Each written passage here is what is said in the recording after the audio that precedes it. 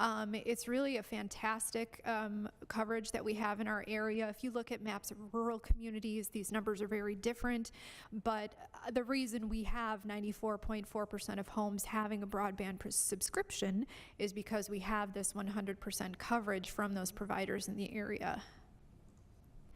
And so here's the county picture. So Milwaukee County is at 99.9% coverage. So again, just really fantastic coverage. Being an urban area, we have really great options and opportunities for folks to access broadband. Okay, thanks, Jenny. Just a note about the Affordable Connectivity Program. I actually have a friend that participated in that program. He was normally paying $49.99 a month to Spectrum for internet. During the program, that price dropped to $19.99. And he just looked at his last bill, and sure enough, it's back up to $49.99. But rumor in the street has it that, like Jenny said, a lot of the providers, if you ask for it, they're still honoring the lower rates, because I don't think they want to lose your business and have you go to a different provider. So even though that program, that federally funded program, is over, I think if you put in a little bit of the legwork, you can still get the same rate out of whoever your provider was. So we have taken steps as a city to provide access to the internet for some of our residents. So I'm going to segue into that. So I sent you guys a copy of this deck yesterday. This is actually a hyperlink up here, which will bring you to this map that you see on the right. The hyperlink actually takes you to the Wisconsin Public Service Commission website, where they actually have a map of the whole state of Wisconsin, and you can zoom in on any community and see where you can find free Wi-Fi zones. The qualifier is these have to be Wi-Fis where there's no password required to get on the Wi-Fi. So all of us have probably stayed at hotels or maybe even in a tavern. You see that there's a Wi-Fi available, but you need a special password to get on. These are truly non-password required Wi-Fi zones. And when you look at West Dallas, you see a pretty high concentration of Wi-Fi zones in the city, and they're listed over there on the left. I can't take much credit for this. A lot of this legwork was done by my predecessor, Jim Jandovich. He was anywhere he could find fiber that somehow connected back to City Hall. He was putting Wi-Fi devices in those places where the fiber was to provide this back to the city. So that largely explains the concentration of dots you see in West Dallas. It's a lot of our city buildings, a few of our parks, whereas when you expand outward, most of our neighbors only really provide free Wi-Fi in the libraries within their communities. Not only are we providing Wi-Fi zones, but if people don't have a device to connect in those zones, we also allow them to come into both the library and the senior center to use our computers. So we're up to almost 50 public use computers at the library and 11 at the senior center. They get a lot of use. Residents can come in, use those computers. They're relatively unrestricted in what they can find on the internet. And if they're struggling with how to get to the internet or use the internet, training is also provided those same patrons. So that's a program that's always been popular and is still popular to this day. Those PCs get a lot of use. This is kind of a neat new thing, so I know Mike at the library is really excited about this. The picture on the right is actually a laptop kiosk where somebody that's a member of the West Dallas Library can actually rent one of those. I shouldn't say rent because it's free of charge. This program was funded by a grant, and it basically allows a patron to check out a laptop for up to 4 hours to use at the library. That laptop can get to the internet using the Wi-Fi that's at the library. The extra feature that the laptop provides is there's also versions of Word and PowerPoint installed on those PowerPoints. So if somebody wants to create, say, an invitation to a party and they don't have a computer at home, they can now do that on these laptops and print out the invitations at the library. That might actually, this kiosk might actually be operational right now. I haven't checked with Mike in the last few weeks, but this picture was taken at the library, so I know it's there. We're not done. I'm getting towards the end of the deck here. There's a couple of things for you to consider to expand some of the Wi-Fi zones we offer the public. The first one's over at Liberty Heights. So later on tonight, you're going to be asked to decide whether or not we should pay some money to replace the pavilion. I hope you vote yes to that.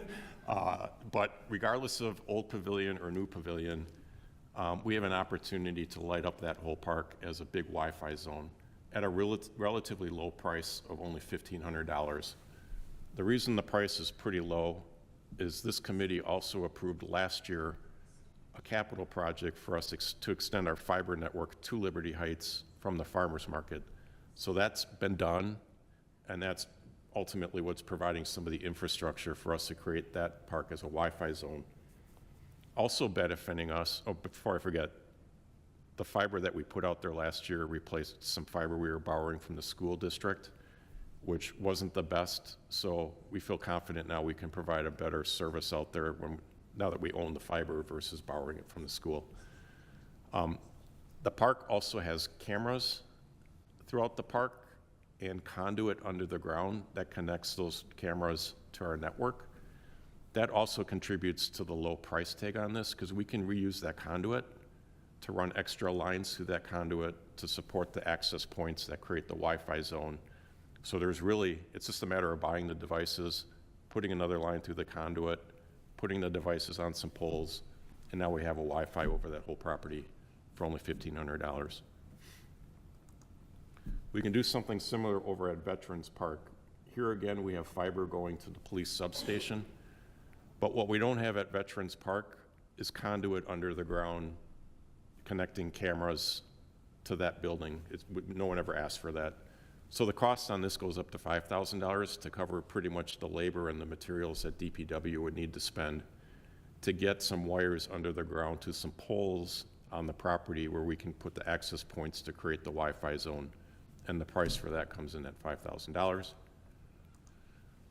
Third is over at the Historical Society, also called Honey Creek Park.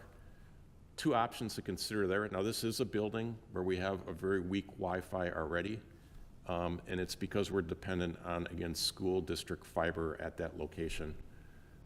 So we can continue to use that school district fiber, and with a little extra cost, put some boosters and some conduit in the ground to create a better Wi-Fi there, or for $5,000, or alternatively, we can bite the bullet and approve a CIP project this fall to extend our own city fiber network to that location for $55,000 and make it a more robust Wi-Fi at Honey Creek Park. And then last but not least, the biggest price tag item is to get a Wi-Fi zone over at Reservoir Park. The price tag on that is only really one option at $70 grand. The reason it's that cost is there is no fiber at Reservoir Park, not from us, not from the school, not from the Department of Transportation, who we've borrowed fiber from in the past. We would need to certainly extend the fiber network, the city fiber network, to that location to create the Wi-Fi zone. That too is going to be a 2025 CIP request. We have other reasons for wanting to get fiber to that location, mostly driven from the water utility wanting more cameras out there. But that'll be determined when we go through the CIP prioritization process in the next few months. All right, this is the slide that's going to get me in trouble with Chad. I did a lot of research in the last few weeks on what it would take for West Allis to provide an internet service to our residents, much like Reedsburg did, and I have a slide on Reedsburg right after this. It's not the recommendation, for me at least, to create an internet service that our residents can use that is supported by the city. And I just want to spend a couple minutes explaining why.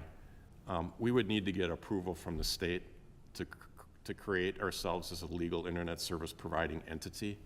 They tend to only do that in rural areas where there's not any competition that's willing to provide that service to residents. And as Jenny mentioned, we've got lots of people wanting to provide internet services to our residents. So the state may not view like there's room for us. So why would we even want to play in that game? Well, obviously it would be to save the residents some money if we could do it a lot cheaper for them than what these other providers are providing. So I found a statute that claims if we do this, we can't underbid or undercharge what the providers are already providing. And I have a picture of that on my next slide. But the huge caveat here is I got it from a third party and I didn't really run it by Kale until the last minute. So Kale's still doing some legwork to see if we did an ISP service, can we provide it at a lower cost to our residents? I just don't have a definitive answer from him on that. So that's still obviously a big issue for you to consider and one I don't have a clear answer on. But I also know that we don't have what I call a tier 1 data center. We'd have to make some capital expenditures to bring all that special equipment and redundancy to connect to the internet that we don't have right now. The effort to extend fiber out to all the places where our residents live, kind of the backbone of that network, it would be a big undertaking. I just shared with you it's going to cost us 70 grand just to get a line out to Reservoir Park. Now we'd have to be thinking about covering our whole city with the network to get to all the residential properties. That would be a lot of work. And then I just thought logistically, I don't know how welcome our residents would be to have the government come into their homes to install those routers. Maybe they'd be thinking we were checking for unpermitted work and other things.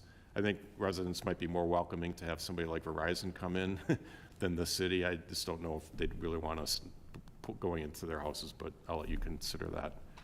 And then obviously we'd be providing utility to the residents, and there's a lot that goes into providing utility.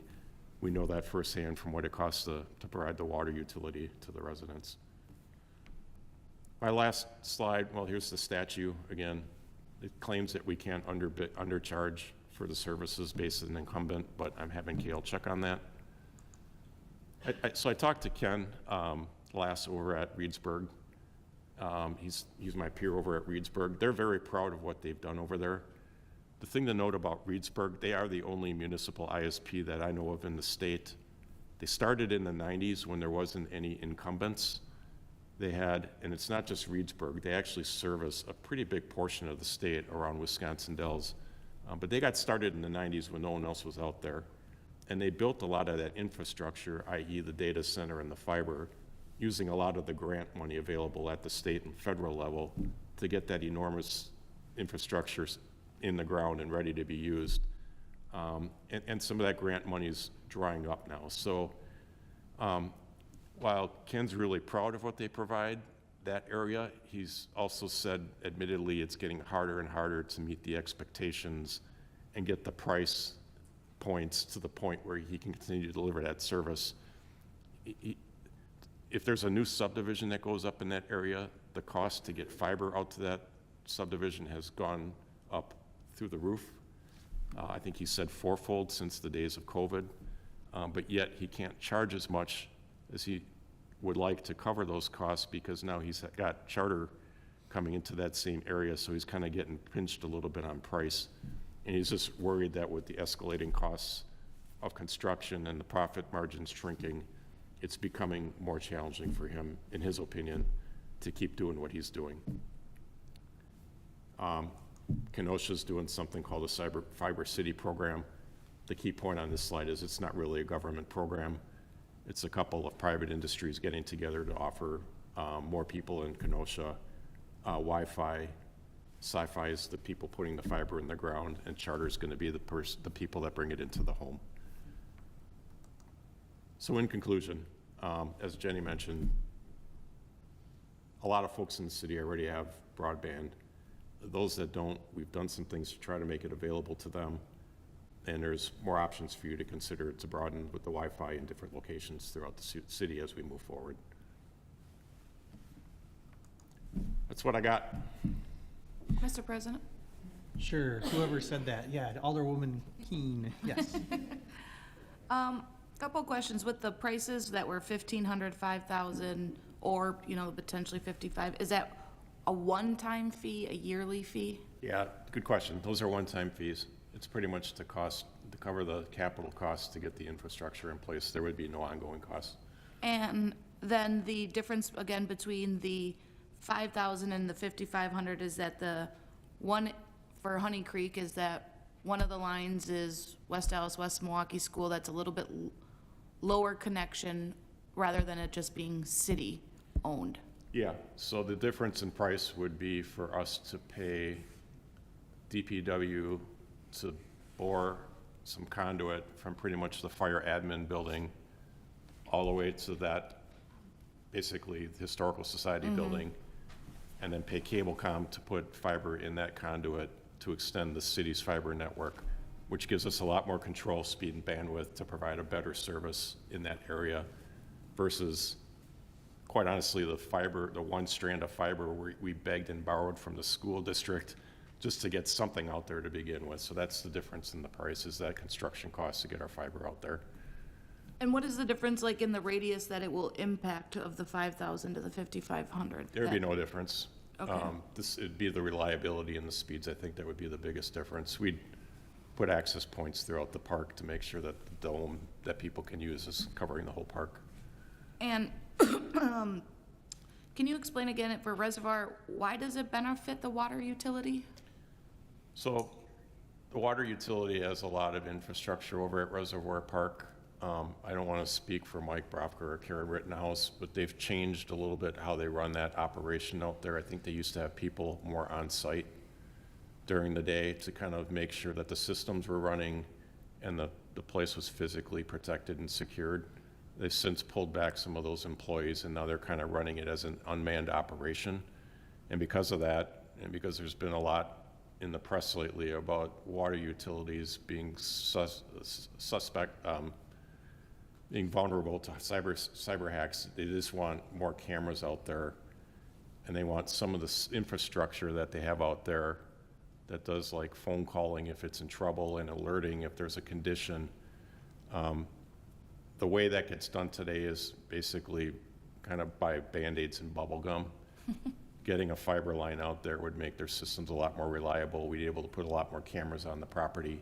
Gotcha. And on the coattails of that, we could put the Wi-Fi access points to create the Wi-Fi zone. Thank you. And last question for the laptop borrowing, does someone put in an ID? Can the laptops operate if they're taken outside of the library? What is the security of taking those laptops? Yeah, it's a good question. I don't have an answer to that today. Okay. I can ask Mike about that and get back to you. All right, perfect. Yep. Thank you. Mr. President? Alderwoman Grisham. First off, thank you for the presentation. It was very informative. My first question would be, where is the money coming from? What pot do we pull this from? And are there grants available? Good question. So the $1,500 to get a Wi-Fi zone over at Liberty Heights, and even the $5,000 over at Veterans Park would traditionally be an extra line item added to the IT general account. So when you approve the mayor's budget each fall, if you read the details, I'd be asking for those things as like new adds to my general account request, because the price is below what I would call capital improvement thresholds. If we want to extend the fiber network to the Historical Society, and if we want to extend the fiber network to Reservoir Park, those would be capital items that would be approved as part of the capital improvement process, which I think starts here in a few months. But again, it probably is all taxpayer money. It's maybe a better question for Jason, but to answer your question about grants, it's my experience that the state or the federal government doesn't tend to give grants to a city like West Allis, where we have a pretty significant tax base. We really don't have underserved residents. There's lots of options, and they'd rather spend their money on places where people have no options at all. So. Thank you. And, I mean, looking at the prices, I mean, it would be a no-brainer to a yes to Liberty Heights in my, in my opinion, because obviously that infrastructure is taking place. Veterans Park, I just want to kind of bring to the council's attention something that we talked about so many years ago, and this is before, internet was taking off like it was, and we had a thought with the planning committee I was involved with, how do we incorporate this with tourism in the city? And I mean, obviously, that's kind of a dated thought, because anyone who has a cell phone can connect up. But I would like to see, kind of off topic, in the future that we go towards something like that, apps, other things like that, can kind of tell a story of West Dallas. And I think that would be great for Honey Creek, even Veterans Park, kind of incorporating those things. As far as residential service, I'd be a big no on that, just because, and I'll start with a joke, we get yelled at enough. And I agree with you 100% that having government come in would just be another layer of government for us and responsibility. And that's kind of where I stand on it. But my final input would be, thank you for explaining reservoir, because the first thing I thought as one of the reps in D3 is like, well, why? So that makes sense altogether, although very pricey compared to, but if we're in a deficit with staff or otherwise, and we can do it in a more efficient way, that I guess on the front end, it costs a bit more, looking forward to this, that on the back end, I think we'll make up for it. And that's pretty much what I have. So, thank you, Tony. Thank you. Mr. President, Go ahead. I just wanted to follow up on the Reservoir Park. As far as the water utility, they would bear part of the cost. It wouldn't be from general taxpayer funds. It would be from the water utility. If I may, how much of a percentage would that be? Would that be pretty much most of it? Or this is just all in process of I discussion? don't know the percentage of it. We'd go Okay. through that when we go through the capital plan. Okay, sounds good, thank you. All Mr. right. President, Alderman Weigel. one quick comment. I'm going to guess that a portion of that 5% that doesn't have internet are people like my mother-in-law, who is in her 9th decade as a West Dallas resident. She has no need for the internet. She has friends and family who can help her with it, what she needs to know, and she's been living her life just fine without it, and she would not know what to do with it. So I think that's a portion of that 5%. Thank you. All right, and then a big motivating factor for us having this discussion is Alderman Halverson. Alderman Halverson had this as a campaign issue and wanted to bring this forward. Chad, I'm calling on you. It's your floor. You can say what you want to say, please. Thank you. Thank you, Tony, for all that information. It was really good to, at least have it come from the city. There were some places I didn't even know we had Wi-Fi, which is great.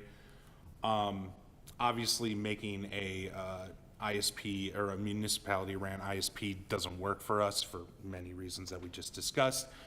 The initial precipice, the idea originally is, we had, some federal funding that could subsidize internet use for some people, but even going onto websites today, it's still, $50 to $100, which to me can be a drop in the bucket, but it's not for everybody. And people are connected in their homes, but we get a lot of visitors here too. So it's not about, I guess, like I want government-ran municipality because I want to take down these big companies because they make too much money. That's a pipe dream. But we do Sorry.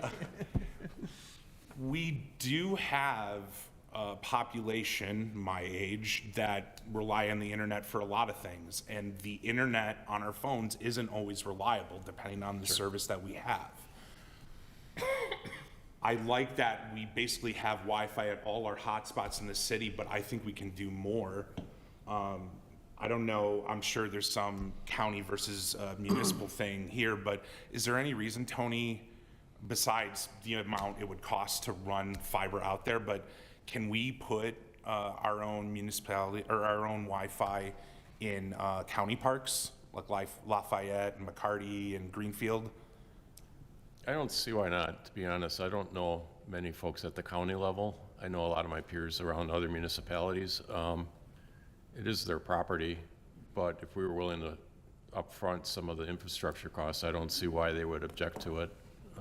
I can work on that offline, look into that. Just curious, because I know Milwaukee in 2021 put Wi-Fi in 10 of their parks. Yep.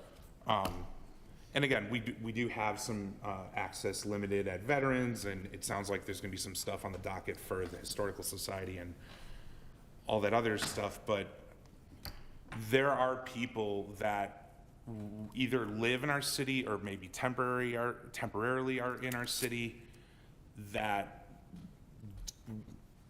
do miss that access to the internet. Underserved,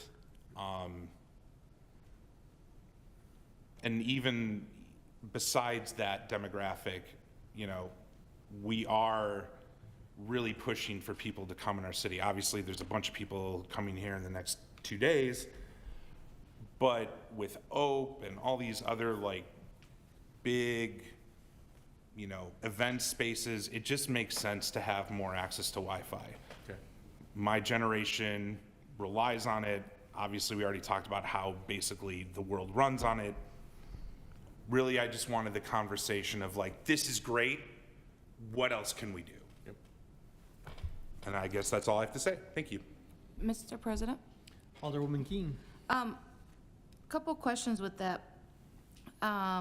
So it would be in potentially Reservoir, Veterans, Liberty, and then just basically not Rogers of the only non-city-owned park, right? Am I missing one? Okay. And then you have the library and the senior center. That kind of, I feel like La Follette isn't that far from Reservoir. And I do agree, people come to the city, if they're sitting there watching a soccer game, they might want to, or baseball game, they might want to look up, where can I go for this, or where I got a flat tire, or, you know, so I understand that, but I would be more so wanting to roll out some of these in a pilot. Is there a way to track the amount of, if it's our line, is there a way to track, we put it in Reservoir, how many people utilized the broadband to know, hey, you know, it's really utilized here, maybe it's not utilized here. We spent $70,000 to do a Reservoir, that's what it could be at La Follette, but it's worth it because of this. I'm just cautious to, depending on if it's a county park, what that price tag will come with to offer that Wi-Fi, and if there's a way to track. Yeah, so, Mr. Chair, if I may? Go ahead, please. Yeah, funny, Rebecca asked me that for the first time about a month ago. I can tell you that we don't currently own the software needed to go back historically and look at how much a Wi-Fi zone was used, but at any point in time, we can basically log into that device and see how many current connections it's providing people. But yet, I can tell you those applications exist, we just don't have one here right now. So I can look offline at what that might take to procure that going forward, because I agree, being able to tell that story would be powerful.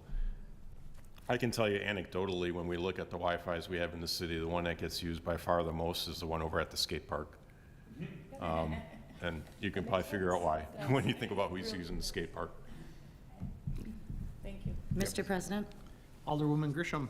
With that being said, I'm always a big proponent for communication, and maybe we need to also communicate, because as Alderman Halverson said, he was surprised with locations, and being your generation uses it so much, you were oblivious to it being maybe as present in our community. So I think on the back end of that too is, let's not miss the opportunity to communicate that we have this opportunity for those to connect and be part of the city in that manner.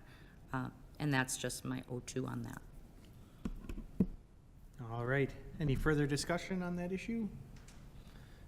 All right. Thanks, everybody. Thank you. Yeah, thanks, Tony and Jenny.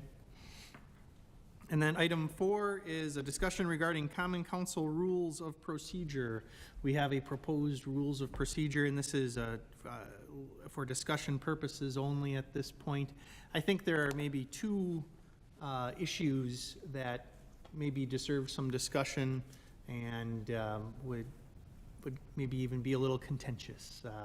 And I think that the first one is an easy one on the proposed rules of procedure is germaneness, essentially saying that I call it no free Tibet laws, or motions, or ordinances, or resolutions. That's what it would be. It would be a resolution so yeah, anything that the council comes before has to be germane to the city of West Allis and apply to the city of West Allis. There are other cities councils, one in Madison, Wisconsin comes to mind, that they like to take actions on international and national issues.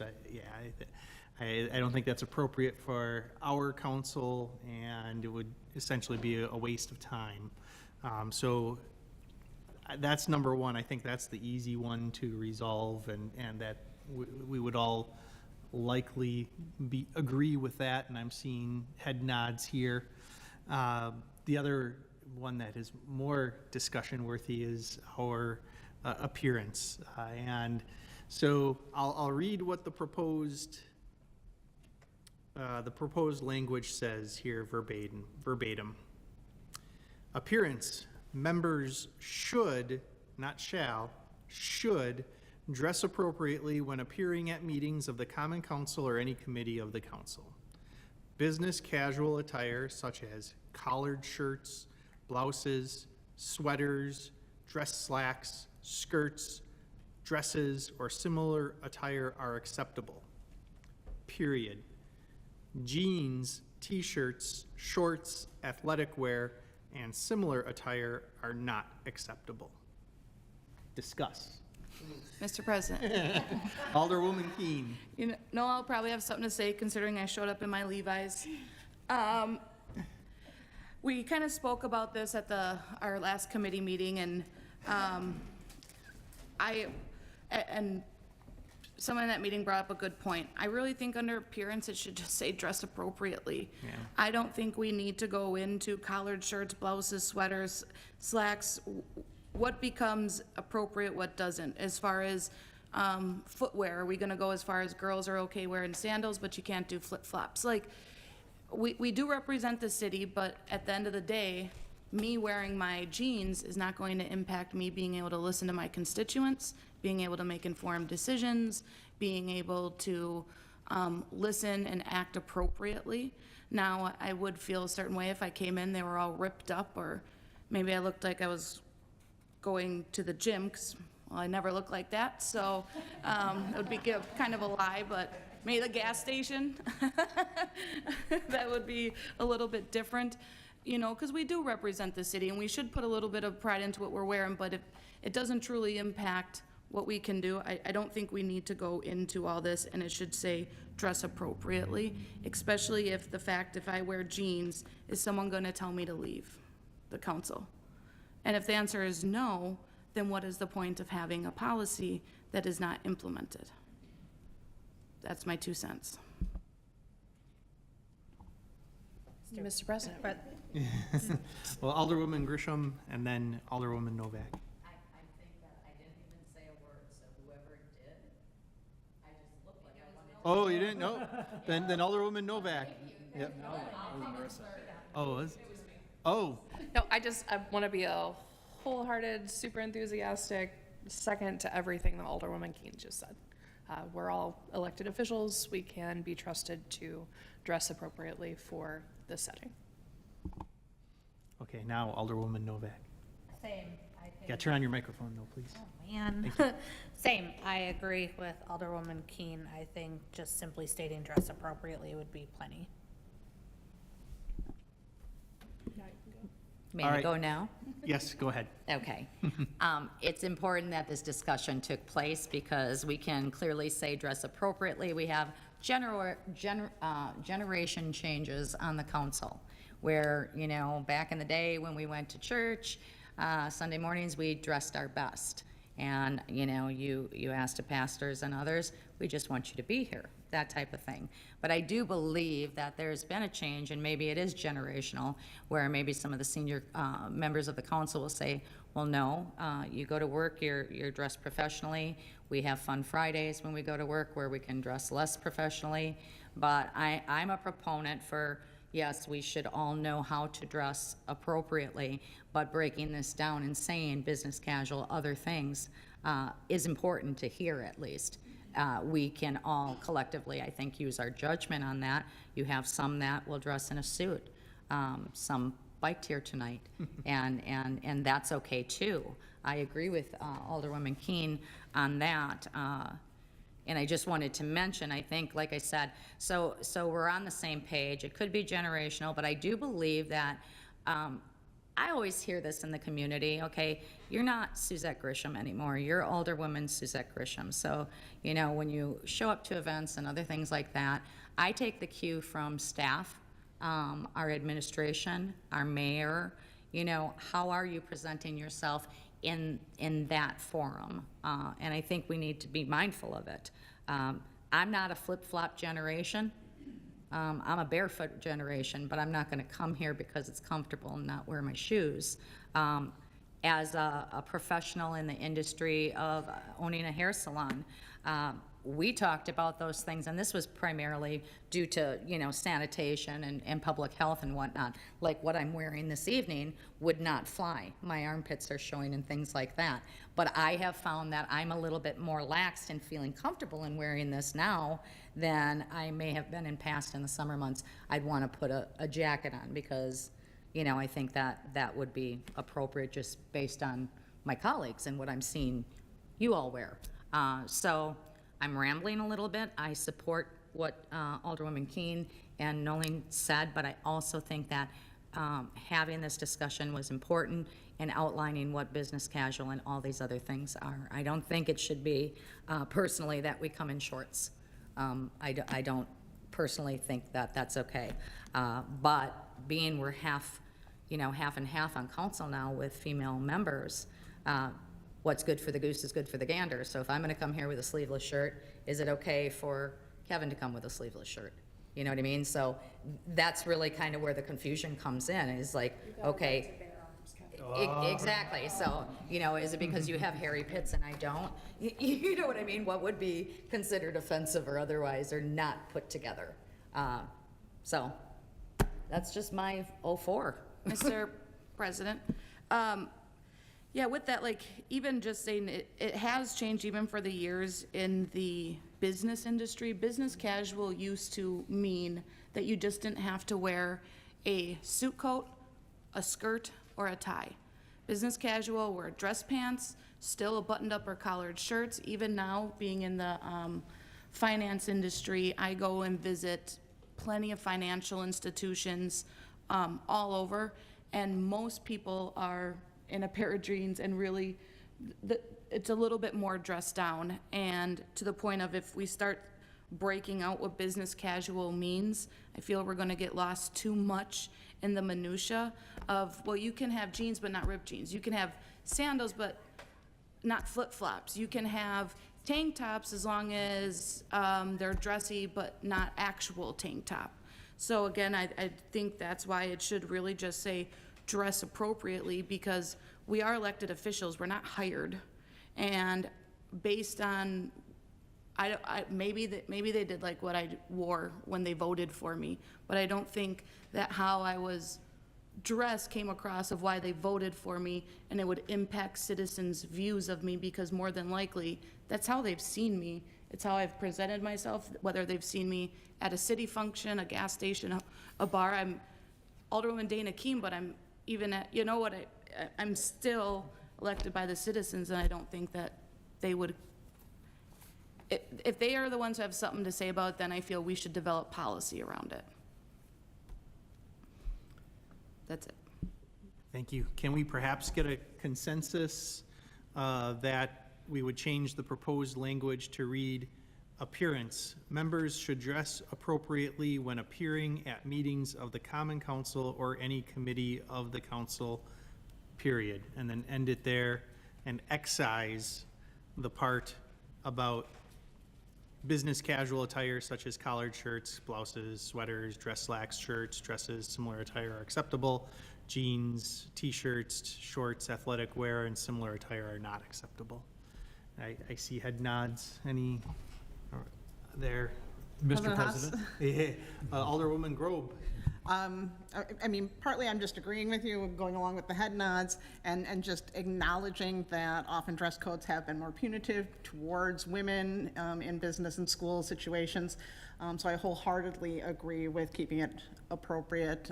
We're all grown adults and have presented ourselves to our electorate, so just agreeing. Sure. And Marty was all ready to go. Go ahead, Marty. Thank you.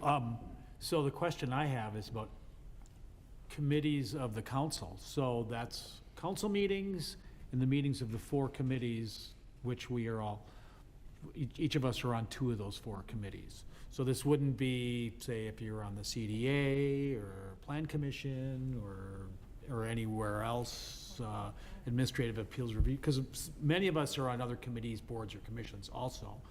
I think I'd kind of like to extend it whenever you're on one of those, not that you're going to show up in like your gym clothes or something, like Alderman Keene said.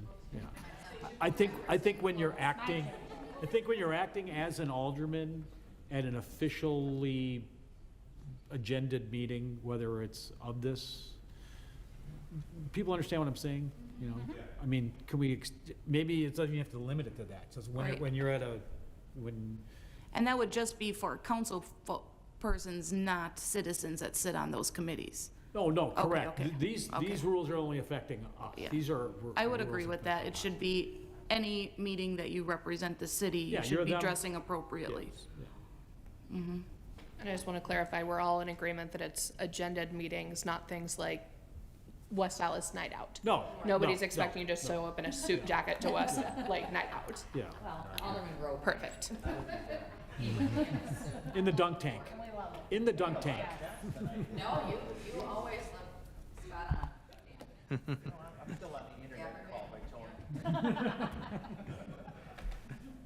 All right, any further discussion on this issue? Well, as long Yep. as Go ahead. Alderman Weigel promises not to wear white socks with his shorts after Labor Day. We discussed that Labor Day? privately over here, but Not anymore. Mr. President, maybe we should have Alderwoman Novak do a Dress Your Alder Day. But on a serious note, I think this discussion was important. I would be in support of that. And also Alderman Weigel's request to kind of broaden that to committees. Thank you. All right, all right. Any further discussion on this issue? Anything else to appropriately come before the committee? Can I have a motion to adjourn? What? Go ahead. Motion to adjourn. Second. All in favor, say aye. Aye. All right, we're adjourned. Thanks, everybody.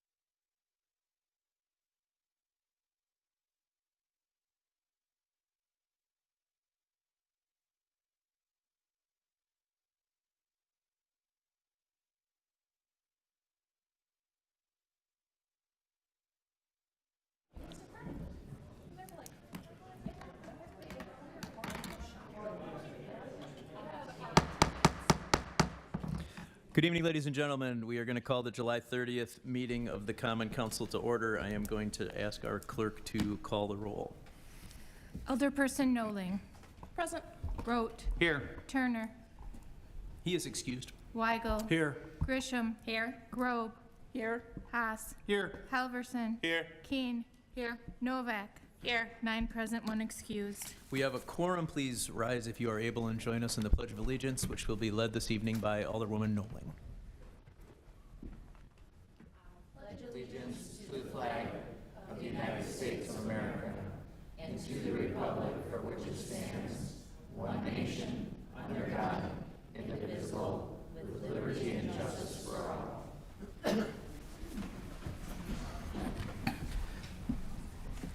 Thank you. We will move on to Part D of our agenda, as we have 3 items under public hearings, and I will ask the clerk to read public hearing number 1.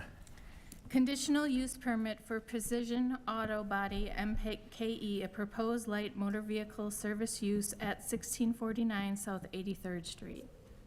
Thank you, and I'll turn it over to staff. Mr. Scher. Thank you, Mayor. The first hearing this evening is a proposed auto body repair shop in a former, in a warehouse on 83rd Street. This is a light industrial area zoned I-1. It is currently vacant, but there is a tenant interested in occupying about 11,000 square feet of space. Light motor vehicle services, including auto body, are considered conditional uses, and therefore this has gone before the city's planning commission for site landscaping architectural review, as well as conditional use consideration, and the purpose for this public hearing this evening. The surrounding uses within the 83rd Street area are light industrial to the east, north, and south, and then you have commercial use to the west, which is a multi-tenant shopping center, including some restaurants and shops and so on. One unique portion of this site is that about the highlighted area here, the red dashed area, is being demolished. And actually the building has been, this portion of the building has been demolished. The roof had actually collapsed previously. And so that portion of the building is being completely demoed. The walls will be shored up, and a new parking space will be added to support the future auto body use.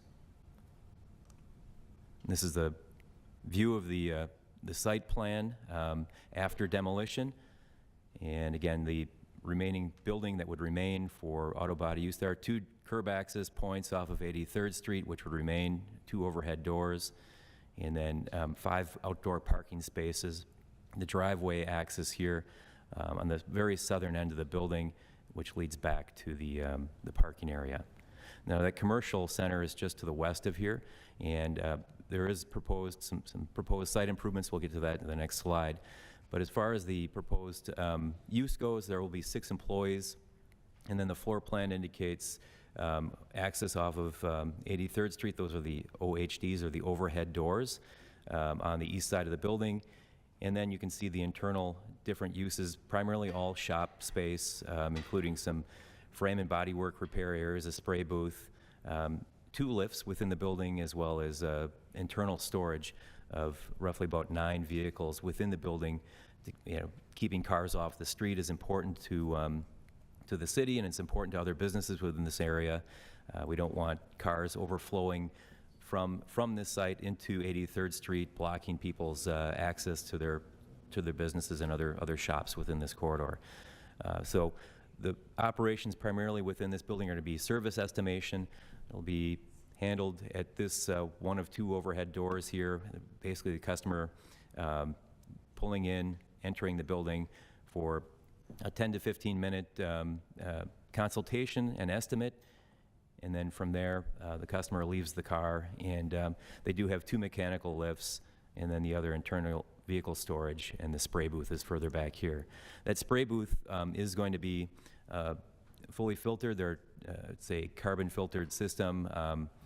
The type of booth is shown here, the brand, and whether you're painting rims on cars or the full car itself, it'll be large enough to accommodate painting of vehicles and minimizing, if not fully eliminating, emissions to the surrounding neighborhood. It has four-step filtration process, I'm told, that eliminates the, VOCs within and outside of the building for safety, as well as reducing nuisances. There is a site plan or landscaping plan proposed. The area where they've demolished the building and creating some parking, they're also going to be putting up a new chain link fence with evergreen landscaping to help screen and buffer that parking area. And they're going to be doing some cleanup along the south property line and installing another chain fence along the south property line. And there will be some planters along the east side or 83rd Street entrance side. This is the existing building that's since been demolished, this portion here. And this is the 83rd Street side. There'll be some new planters added out in front along the sidewalk area. And then these are the portions of the building that will be shored up, I guess, with the existing building being removed. These walls are in the process right now of being shored up and sided with new metal siding. And these are some progress pictures as of today, just looking at that east side elevation of the building. This is just a sort of an undercoating installation layer, and then the finished siding material goes over the top of that. And then the same thing will be done here on this wall here. This is just starting right now.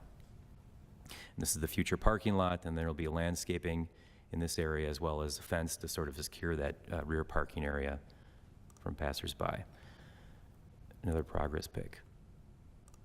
So Plan Commission has recommended approval. There have been no objections to date. And Plan Commission has asked for some drainage, grading details, the location of the refuse location, or four-sided enclosure, and property maintenance. And all of that is agreeable to the property owner, and the future tenant will be leasing, sort of build-to-suit. The owner is setting up to build-to-suit the future tenant. Thank you. Thanks for the presentation, Mr. Chair. Are there any questions on public hearing number 1 from the members of the Common Council? Seeing none, are there any members of the audience with questions or comments on public hearing number 1? Okay, seeing none, that will close our first public hearing. And I will ask the clerk to introduce public hearing number 2. Conditional use permit for Sugar Studio LLC, a proposed food production use at 2201 South 84th Street. Mr. Chair. Thanks, Mayor. This is an existing mixed-use building. The ground floor was formerly Daniel's Catering. The proposed Sugar Studio business is going to be similar in nature, providing a commissary-style kitchen for pastry, bakery, and confections. They're also going to sublease a portion of the area for other businesses that want to lease some commercial kitchen area. So very similar to places like Carrie's Krispies have a very similar business model. The hours of operation are 24 hours, 7 days a week, and deliveries are only during daytime hours. There is a 3-bedroom apartment on the upper level. The basement area, I guess, is consisting of just primarily storage for the business operation, and the first floor will be 2,500 square feet of the food production area. There is an attached garage behind the building here for deliveries, sheltered deliveries, and even parking. And then, And then the second floor is a 3-bedroom apartment. So Plan Commission has recommended approval. The refuse area will need to be 4-sided. The tenant is agreeable to that, and there have been no objections to date. Thanks. Thank you. Are there any questions from the Common Council on public hearing number 2? Mayor Devine. Alderman Rote.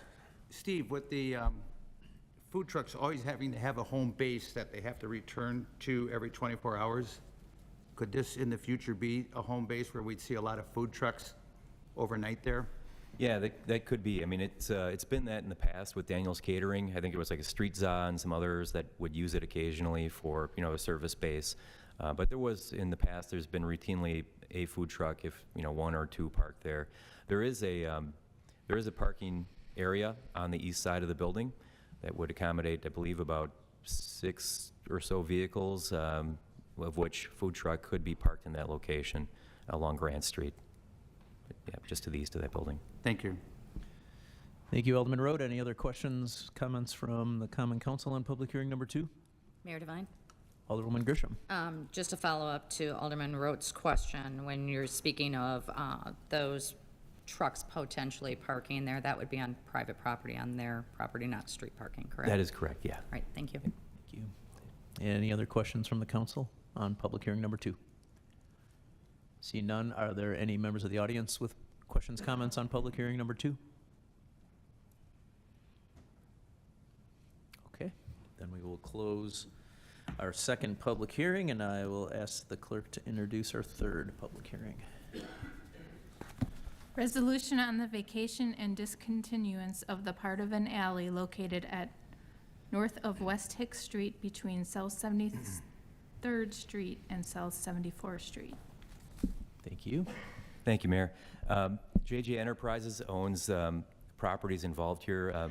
First and foremost, the 1900 South 74th property, and also the recently consolidated two properties you see here, consolidated to one lot, properties along 73rd Street. In between the properties that they own, there's a 14-foot wide by about 100-foot long section of alley that they've requested be vacated. So the abutting property owner, in this case JJ Enterprises, has requested that area be vacated. It's been reviewed by staff in our engineering department, and we support the vacation of that alley right of way. There is a proposal to, since this has been consolidated, there's a proposal to pave, landscape, and drain the property to a bioswale within this area. There is a proposed outdoor storage lot that's in the making on this lot. A new fence is starting to go up around the property. And eventually, if this is vacated, the grand plan is to connect these two properties together for cross-access between, the JJ Enterprises property on this side as well as on this side of the vacated area. And that's just the rough dimension of the area to be vacated. And then more specifically, what our engineering department has prepared here is the technical drawing showing the vacation of right-of-way, and then maintaining a 10 by 14 foot wide stormwater easement area here. So even though that portion is technically being vacated, that no improvements be conducted within that hatched area on the very south end of that leg of valley. And then, so this has gone through a process of public notice. A Class 3 notice has been issued by the city and sent to abutting property owners. Property owners may object if they so choose. We've received nothing in writing. If property owners do object, it would take a 2/3 vote by Common Council to override that objection. We have no objections to date, and Plan Commission has recommended approval. Thank you. Thank you very much. Are there questions or comments from the Common Council on public hearing number 3? Okay, seeing none, are there any questions or comments from the members of the audience on public hearing number 3? Okay, then we will close our third and final public hearing, and we will move on to public participation, which is Part E on our agendas. This is when the Common Council may receive information from members of the public during this 30-minute period. Each speaker must announce their name and address to the council and sign in at the podium. Please limit your comments to one statement of no longer than 5 minutes. If possible, try to avoid repetitive topics, and the council cannot take actions on the topics raised and cannot discuss the topics raised with the speakers. So if there is anybody that wishes to address the council under public participation, and I have a feeling that there is, we'll ask you to come up to the microphone, and I will be keeping the timer. Hey, I'm Melissa Shruby. This is Glenn Shruby, and we live at 7528 West Blake Road. So we run a successful bar, GM's Doghouse, located on 68th and National, for over 6 years. We're also the owners of the property at 7534 Beloit Road, and we're going in front of the board for the liquor license tonight. We're in front of this board With the same request 2 years ago, we worked with planning, zoning for months, addressing concerns that we inherited from the past owner and leasee. And due to the previous building owner's lack of responsiveness, the past leasee's neglect and mismanagement, and some concerns from the neighbors, we were unfairly denied a liquor license. We are here to assure to the council that we have worked with our alderperson and have addressed all the neighbors' concerns and taken care of the issues that were there long before we were. A major concern was a driveway that connected Beloit Road to the alley that brought unwelcome traffic through the alley and shining lights and windows. We have blocked this drive since we moved in next door, and it is now permanently closed with the construction of a garage with slab and footwalls already in place. This is no longer an issue. There was a complaint about lights in the back of the building disrupting neighbors, and there are no lights in the back of the building. Due to the inconsiderate habits and allowances from the previous leasee, there were loud noises and bottles being dumped late at night. Our bar doors will be closed in the evening hours, and bottles will not be dumped after 10. Our current bar is in the middle of a block between two residential houses, and we have never had any noise complaints from any neighbors on 68th or 69th Street. There's an open dialogue with all of them, and they are valued customers. We would mirror the same rules and expectations. We also live next door to the bar in Beloit, so we can manage that bar. Our bar hours are listed from 7 a.m. till close on our application. The state of Wisconsin has made a decision to permit bars to be open during these hours. Though we have not finalized our hours of business, we do not intend to be open at 6 a.m. We have selected the broad window of hours so we can open early a few days a year. This allows us to open those days without having to repeatedly go in front of the board or council for each occasion. We have a broad range of hours has been selected by other alderpersons to other people applying for new licenses for exactly the same reason, and we should not be an exception. There was an incident several years ago where someone was assaulted behind the bar. We were not aware of the circumstances surrounding what happened or who was involved. It happened years before we purchased the bar. The area behind the bar is now completely fenced in, and after the completion of our garage, the backyard will also be fenced in. There'll be no way for anyone to go behind the bar or through the alley. We're also willing to install cameras for surveillance. We do not believe one unforeseen tragic incident while under the previous ownership is a reason to deny a new owner a license. As bar owners, we work hard to maintain a fun and safe atmosphere and remove any persons that may jeopardize this. Unfortunately, sometimes bad things happen that are out of your control. In the beginning of this year, we had a bartender that committed suicide. There was absolutely nothing, no indication that he was going to take his own life. There was absolutely nothing we could have done about it. We wish we could have. There's another incident that happened at the bar, Bugging Out. A 14-year-old boy was murdered during a birthday party. It was a horrible tragedy, and there are now new owners, which have never been owners of a bar before, that have worked with the city and were granted a liquor license. The bar not having parking was a topic. We have identified at least 47 other bars in West Dallas that only have street parking. We have been in contact with owners of the dentist's office at the corner of 76 and Beloit, and they have provided a statement that our customers can park in their lot outside of their business hours. This lot provides more parking than at least 15 other bars with parking lots. I have monitored the parking patterns on the block of Beloit for the last few weeks, and there's an average of 2 to 3 cars parked there on the entire block after 5 p.m. Someone stated that West Dallas does not need another bar. This isn't another bar. This building has been a bar since on or before 1955 per the original liquor license. There's not another bar within 7 blocks east, 6 blocks north, 27 blocks west, and none to the south of us. The area is not flooded with bars, and people deserve an area, a nice place they can go and enjoy themselves that's safe and within walking distance. If the city doesn't want any more bars, then why are they continuing to approve new bars? All the neighbors that live in the neighborhood knew there was an established bar there when they purchased their homes. It's been a bar for 69 years. We have proven ourselves over and over again, not only by leading by example with the bar that we currently run, but also with the time, money, effort, and willingness we've shown to improve the properties we purchase. At our last attempt to be granted a liquor license, an alderperson said the house that we were living in needed to be blighted. Though the residents had nothing to do with the licensing for the next bar, we are now glad that they mentioned it. We have gone above and beyond restoring our home and the bar inside and out to improve these properties, and we continue to do so. We've addressed all of the valid concerns that were brought to us from the council and the neighbors. We have also provided proof of everything through photos, documents, and provided all of that to the city. We have been told by numerous people that no matter what we... Sorry, I just want to let you know you have 30 seconds left. Shoot. Well, okay. You can go a little bit over. We won't throw crying you didn't out. help. Okay. We have been told by numerous people that no matter what we do, there's going to be people that are not going to be satisfied. We've been resented by some of our neighbors since the moment we moved in. We've had the city and police called on us over a dozen times for bizarre reasons while we were doing work. We've always welcomed the city and police over. They've never found anything wrong. We can't help that we bought the place and someone had to move, and we cannot fight against someone's perceived issues of what might or could happen when this bar opens. We're completely exhausted with being responsible for the actions and problems of a previous bar owner. It makes absolutely no sense and is completely unjustifiable. I don't think anybody else in this room would be willing to accept the blame. We ask that the council take into consideration the distance in which some of these opposing participants live today.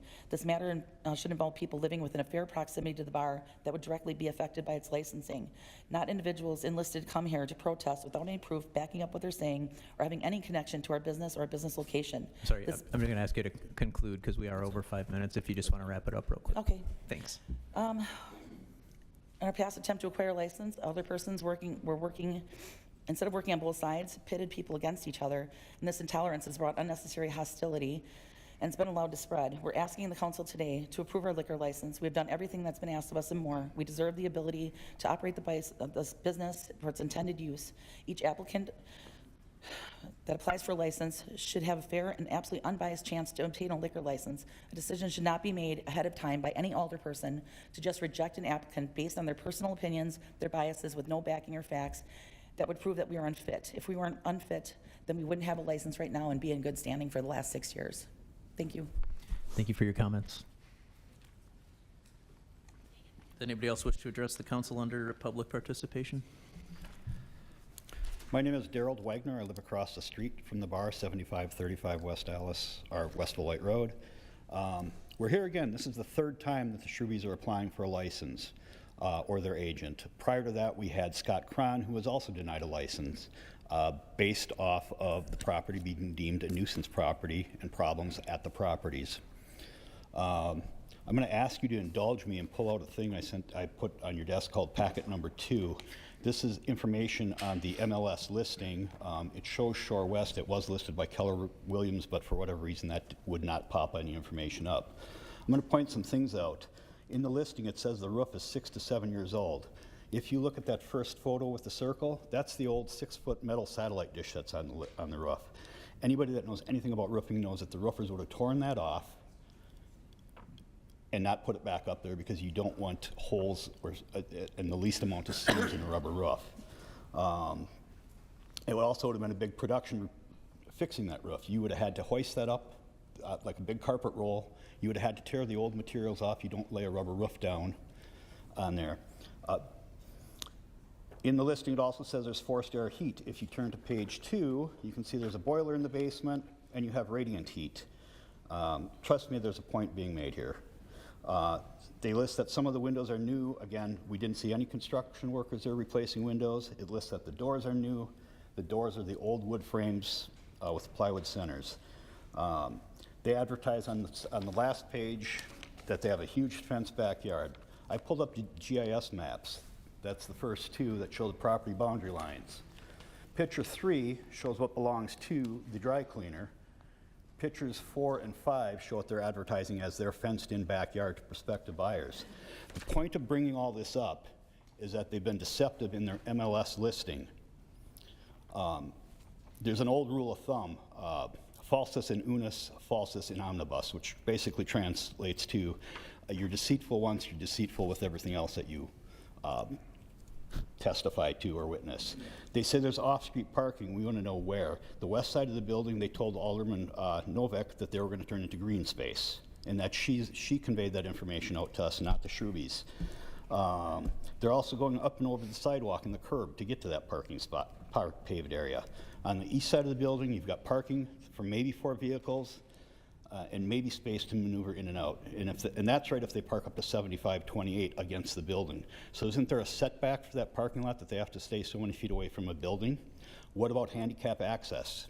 Do they have to be, with a new business, do they have to provide handicap access and parking? Got ahead of myself a little bit. As a reminder, when the Shrubies bought this property, they knew there were licensing issues, they knew there were code violations, and that the neighbors objected to this being relicensed as a bar because of the past problems at the location. That all falls on them.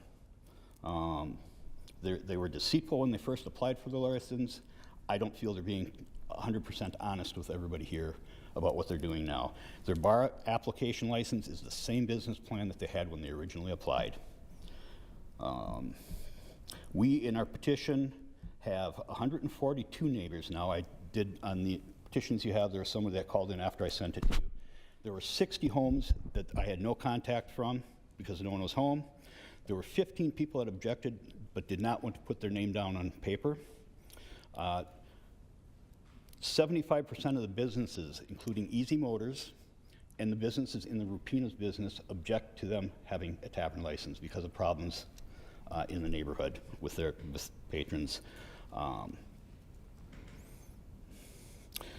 And then as a former real estate broker, their listing was on the market for 58 days. A commercial property on average takes 6 months to sell, and that's with optimal conditions. So this, oh, we tried to list it, we tried to sell it, I think is just a ploy to get some sympathy from everybody here. Thank you for your time. Thank you.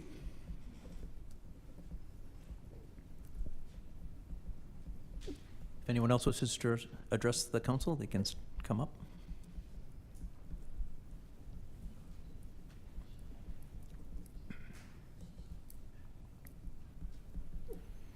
I'll stand aside. No rush. Hello, council members, Mayor Devine. My name is Kelly Marg. My husband and I live at 2635 South 75th Street. We have owned our home in West Dallas for 35 years. I looked up some information which I felt was very enlightening to tonight's discussion regarding the proposed bar at 7534 West Beloit Road. In 2016, Milwaukee Magazine posted an article titled, "Most of America's Drunkest Cities Are in Wisconsin." West Dallas ranked number 17 in America. In 2019, Wall Street released its annual ranking of the nation's drunkest cities. West Dallas once again ranked number 17, and I quote, "in the nation." 2024 World Population Review, drunkest cities in America. West Dallas ranked number 20. Again, not just Wisconsin, America. Does the city of West Dallas really want to continue to hold on to this title? Currently, there are 56 bars operating within a 2-mile radius of the property which is under review. Of those 56 bars, 16 are within 1-mile radius of that property and my home. The licensing board has twice denied the Shrubies to operate a bar at this location, at which time some board members stated that this location will never be a bar. I honestly find it frustrating and hard to believe that for a third time, we, the homeowners and residents in the neighborhood surrounding the property, must plead our case again and implore with you, our alder people, the people we have elected to represent our community, our concerns. And as a community, we oppose the reopening of the bar at that location. I will add that the people here tonight are only a fraction of those who oppose this bar. Quite simply, we have enjoyed the peace and quiet since the bar has been closed. We have enjoyed not being awakened in the middle of the night due to fights and loud music. We have been confident that people will not be entering our yards, urinating in them, stealing or vandalizing our property. The Shrubies attest that we will not experience this behavior if they open the bar. We residents put little faith in their claim. History has proven one cannot reason, predict, or control human behavior when there is alcohol involved. With that said, if the Shrubies plan to serve alcohol from morning to 2 a.m. and 2:30 a.m., even security cannot control people's actions once they leave the premises. West Dallas is no longer the factory town it once was in the 1950s. We do not have the first, second, and third shift jobs there once were. There is no need longer to have bars open from the AM, starting in the AM and ending in the AM when operating in a heavily residential area. The bar which the Shrubies are proposing would most likely attract patrons from outside of our immediate area. It will not be a neighborhood-friendly bar. One example of a successful bar which is respectful of the residents is station number 6. The operating hours begin no earlier than 11 a.m. and no later than 10 p.m. I fail to understand the logic in allowing or supporting the Shrubies to open the proposed bar. It certainly would not be a boost to the neighborhood. In fact, it would be contradictory to the vision of you, Mayor Devine, and you, the Common Council, and the citizens of West Dallas. I applaud the many changes which have been made and improved upon to create a family-friendly community, such as our schools, our parks, the restaurants, our farmers market, and free summer concerts.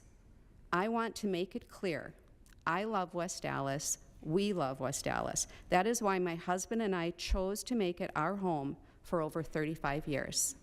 Thank you. Thank you for your comments. Does anybody else wish to address the council under public participation?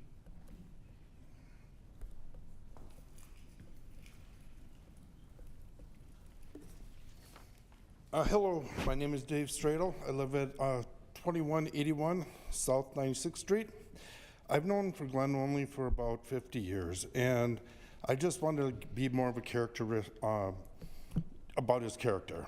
What he says he's going to do, he is going to do.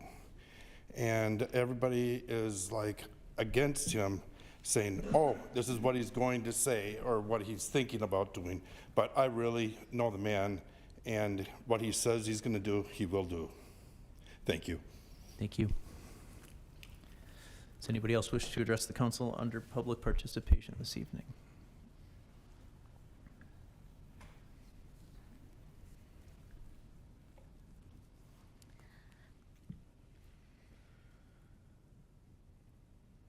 My name is Nicole Strader. I live at 2536 South 76th Street, West Allis, Wisconsin. Sorry. So I just want to touch base on a few things. I want to talk about mental health. Okay, so as mental health, as we know, the rates are at an all-time high in our world. So why would we want to promote another bar in a small neighborhood? Why not a coffee shop, candy shop, pizzeria, or even remodel to match the upstairs and make it a rental property? Majority of people go to a bar after a hard day of work, out for a drink, just to unwind or relieve stress. Intoxicated people are unpredictable, which means there's no guarantees fights won't break out, vandalism won't happen, and numerous other issues won't arise. So the owners cannot guarantee the future of a bar because we cannot predict human beings. We were told surveillance cameras would be put up as a security system to better provide us a safe environment from the first meeting we were at. As I recall, this is the third time we've been here and no security cameras have been installed at the bar or on the premises. We feel that we were lied to from the beginning and that the dishonesty from the Shrubies, we lack fault in believing their next steps. They're both very nice people. I've had a conversation with them. It's just, I'm the type of person that actions speak louder than words. And when you sit here and tell me that you have permission from a dentistry that's closed, that people can park in, that makes no sense to me. Where are the facts to that? When you went around and you handed pieces of paper and you put it in our mailbox, that's not a letter addressed to us. That should have been put in the door, not a mailbox. That's not a federal letter. I feel like the effort made for them to come and talk to us, they don't want to face us and talk to us. They don't want to get to know us as a neighborhood. They isolate themselves from us. Somebody that really wants to work with us in a community to make a better place, we are all for businesses. Why not make it something other than a bar? Why does it have to be a bar? That's one of our biggest questions. So that's all I have to say. Thanks very much.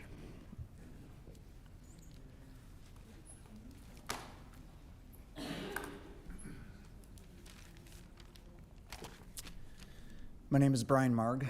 You just heard my wife, Kelly. We live at 2635 South 75th Street.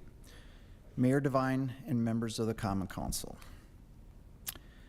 Our backyard has a direct view of the front door of the proposed bar at 7534 West Beloit Road. We have witnessed what the bar crowd has brought to our neighborhood before.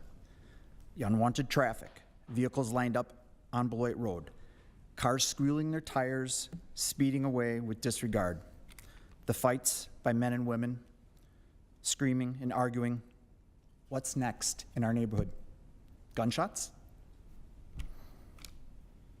Men and women cutting through our alley and urinating on the side of the dentist's office. Men and women cutting through our own yard, 11, 12, 1 a.m., 2 a.m. Oh, hey, I'm just cutting through to get to my house. These behaviors will happen again in our neighborhood if a bar is permitted to operate at 7534 West Beloit Road. Would you want that behavior in your backyard? We do not want a bar at 7534 West Beloit Road. Thank you. Thanks for your comments. Anybody else wish to address the council under public participation?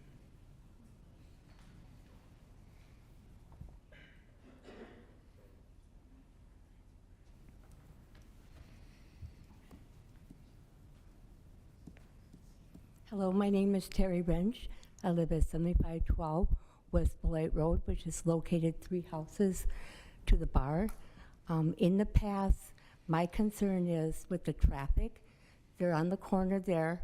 We have 76th Street, an intersection on Beloit, where cars can make U-turns now. They have had past accidents in the past. Our cars have once in a while been hit while we have it parked on the street. And my dad is 91 years old, in which he cannot even, when the bar was up, come to visit me because he cannot walk the distance, or we cannot park our cars when we want to park. If we went to the store, we just have that limited space in the back by the alley. The other thing is what was brought up in the past is true, but over time, life has changed, people change. We have where we can sit out in our backyards. We work in our backyards at night doing various things like fixing our cars or just visiting with the neighbors. And with people coming into our neighborhood that we don't know, they bring a different set of group of personalities in. I don't feel where I am in my house that I cannot leave my window open anymore with the people that were previously, when the bar was open. As they stated, they don't see many cars on our street now, but the bar is not open. Before, you could hear the people, as I said, with the problems that we had. I feel that it may or may not happen, but I do not want to have to be subject to that again. I am retiring next year, and I feel I worked enough of my time, over 50 years, to afford a house that I can live in without having to put up with future or future not people that come into our neighborhood, especially now that we have children going to the park, riding their bikes, and families we're seeing more that are moving into our area. I do not think a bar is going to be adaptable to our area. Thank you. Thank you very much.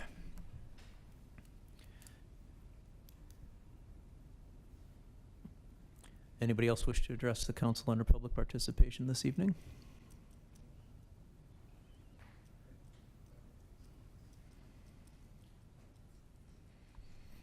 My name is Frederick Frigo. I live at 2539 South 75th Street, several houses down from where this proposed bar would be. I think many of the speakers here have characterized the behaviors of patrons of the bar, disruption, unpleasantness that occurs when people stumble out of a bar late at night. Broken glass bottles in the sidewalk, and arguments taking place outside. Of course, there was that beating, and the police found a man in the alley, Chad Dahlberg. And so I don't think it was the management necessarily of the bar that can watch every single move of every single patron who's in the bar, and these things happen. And it's very unsettling for those of us who live in houses close by. The big issue is parking. There is no parking at this proposed bar. It's street parking, and that street parking is in front of my house. And I have a corner lot, so it's on two sides of my house. The dentist's office is closed. It's vacant. They don't plow the snow there, and so there's not going to be any cars parking there in the winter unless somebody starts plowing the snow there. And there's no parking on 76th Street either because it's a major thoroughfare. So it all comes down to Beloit and residential streets and people coming through our backyards, as was described earlier, waking us up in the middle of the night. As nice as these people are who own the property there, there's nothing they can do to control all the patrons who come in and out of there once they leave the establishment. So I'm therefore in favor of not granting the liquor license to this particular institution. Thank you. Thank you for your comments. We've got about 5 to 8 minutes left of our 30 minutes. Does anybody else wish to address us under public participation this evening?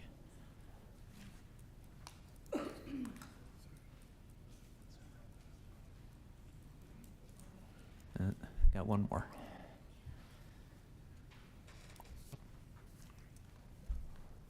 Not sure what I'm going to say, but I'll say this. Can you start with your name and address, please? Kelly Fisher, 2475 South 75th Street. We've lived there for 23 years, I believe we're going on now. My grandparents owned the property. So we've been there when it was just a gravel field, or they have. The house has been there that long. And I applaud everything that you've done, Mayor Devine, for the city of West Dallas, because I've seen it change over the years. I've seen it develop into something to be proud of. I can't say it always was. When I grew up, I lived on 77th Street, across from McCarty Park, and one of the reasons that my parents decided to move us to a suburb was because of the danger. And this was back in the 80s. So I think many people were concerned when they knew that we were purchasing the house where my parents left from. But I honestly thought there was potential. When we moved in, I don't recall if there was a bar there that was open at the time. I think there was. But what I do recall is that I couldn't leave my windows open when my children were little. When they were about the age of the young girl sitting over here, I feel for them. I don't know where they live exactly, but she was my children's age at the time.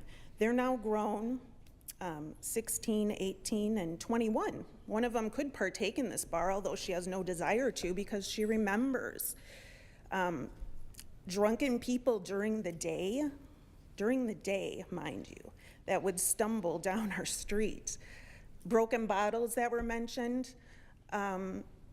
It breaks my heart, but honestly, the last few years have been such a blessing because it's been quiet. There hasn't been disturbance. Our bikes haven't been stolen. People haven't urinated in our backyard or in, well, I shouldn't say that. See, we have a fortune that we're on a hill, but we do have arguments we would have that would occur outside. I can remember distinctly when my husband came out to try and break it up, and I thought, oh no, please don't. We have young children in the house. So I feel for the people that live in our community because they also have young children that we once had. And I couldn't be outside with them for fear of what would take place. Like has just been spoken, they can't control the patrons, but why are we proposing a liquor license to a bar, another bar? Don't we have enough? Don't we have enough? We're in a community where it's filled with people that are trying to communicate with each other and enjoy each other's company, and we can't do that a lot of the times because of the disruption, because of the violence that occurs. And we're trying to clean up West Dallas, right? I think we are. I don't have issues maybe with a bar down Greenfield or someplace where you know or you expect you would drive to it, but to have it right in the middle of a community, of a residential area, that's what bothers me the most. It doesn't belong here. We're trying to clean things up and get that away. I don't mind having a beer garden at McCarty Park. People I've seen walking there and enjoying it and coming back with their families. That's great. But to have a bar that's open from, I don't know what they're proposing, in the morning until the morning of the next day, we don't need it. That's all I'll say. We don't need it. Thank you. Any last comments under public participation? I know some of you didn't speak. If those of you here, just so you can be heard, are opposed to the license, do you just want to raise your hands if you haven't spoken? Thank you. Thank you. That will conclude public participation, and we are going to move on to section F of our agendas. The room numbers are listed on, they are correctly listed on page 2. Top of your agendas on page 2. If you have questions, if you're here for a license or a permit or some business with the city, you will want to most likely go to one of these meetings. So if you are not sure which room you are supposed to be in, please stop one of us on the way out and we'll make sure that we get you into the proper room. Move on to item G, the mayor's report. I have actually a very thorough mayor's report this evening because a lot has been happening in the city. Very briefly to start, I want to thank both of our police department and our Department of Public Works for the visit from the vice president last week, which was a very rapid turnaround and brought a request from Secret Service for a lot of resources, especially in the wake of what took place in Pennsylvania a few weeks ago. So I just want to take a minute to thank all of the officers from the West Allis Police Department that stayed over and all of the DPW crews that used their equipment to help secure the streets when Vice President Harris spoke at West Allis Central last Tuesday. I do want to thank also our planning department. We had a community bike ride last night, which had probably about 65 people, 70 people. And Alderman Haas, Alderman Weigel, and Alderman Rote were 3 of them. And I was also there. I want to just thank our planning staff for putting that together. And again, we had a couple police officers on bicycles joining us just to help control traffic when we had to cross some of the busier streets. We started and ended at the McCarty Park Beer Garden, and it was a beautiful night for a ride. I want to take a minute to congratulate Brad Curtis, who is retiring from the West Allis Fire Department after 30 years, and I want to thank him for his service. And then 10 years before Brad joined the fire department, some people decided to open up a custard stand on Highway 100 in Hayes, and they are celebrating their 40th anniversary today. So I want to congratulate Jim and Susie Taylor and their families and thank Oscars for being such a big part of the West Allis community.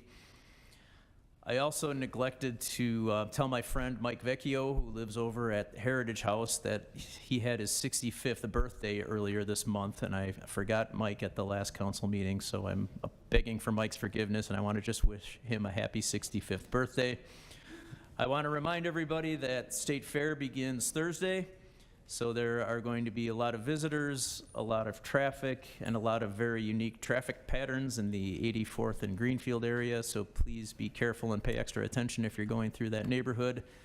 And the last thing is, last Monday was National Night Out at the Farmers Market, and I was down there for a little bit, and I know a lot of us were, and that was a great event, and once again, just thanks to everybody who helped put that on, and thanks to the community who attended and volunteered and made that happen.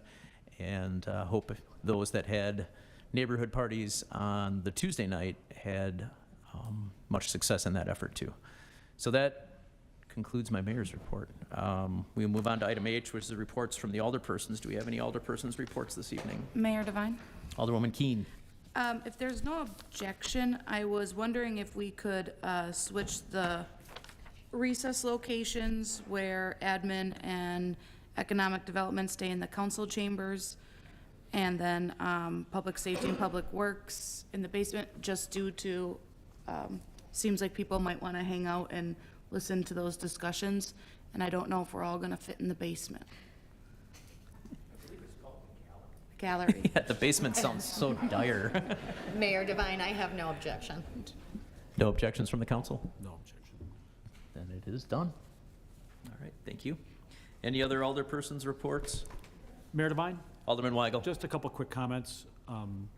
It wasn't National Night Out. We can't call it National Night Out anymore. It was West Allis Night Out. You always got to one-up me. And you did mention State Fair starts this Thursday and runs for 11 days. And I always remind people, we're going to have a lot of visitors in town, you know, so if you haven't mowed your lawn or you got some weeds, you know, kind of like to put on our best face. You know, we want people to have good thoughts about the city. So, you know, just sweep up the garbage, you know, or mow your lawn if it needs it. Thank you. Thank you. Mayor Devine? Alderman Helverson. Alderman Weigel, I'm still building a retaining wall. I may not have the grass looking perfect, but it'll be done. I just wanted to thank everybody that came out. Marissa and I did a meet and greet on July 21st at Rogers Park. We had a good turnout. Lots of people came out, asked questions, wanted to get to know us. We wanted to get to know them. Why weren't you there? You should come to our next one. We'll let you know when it is. But yeah, thank you to the attendees, the West Allis, West Milwaukee Rec Department, and the Fire Department for coming out. That's it. Thank you.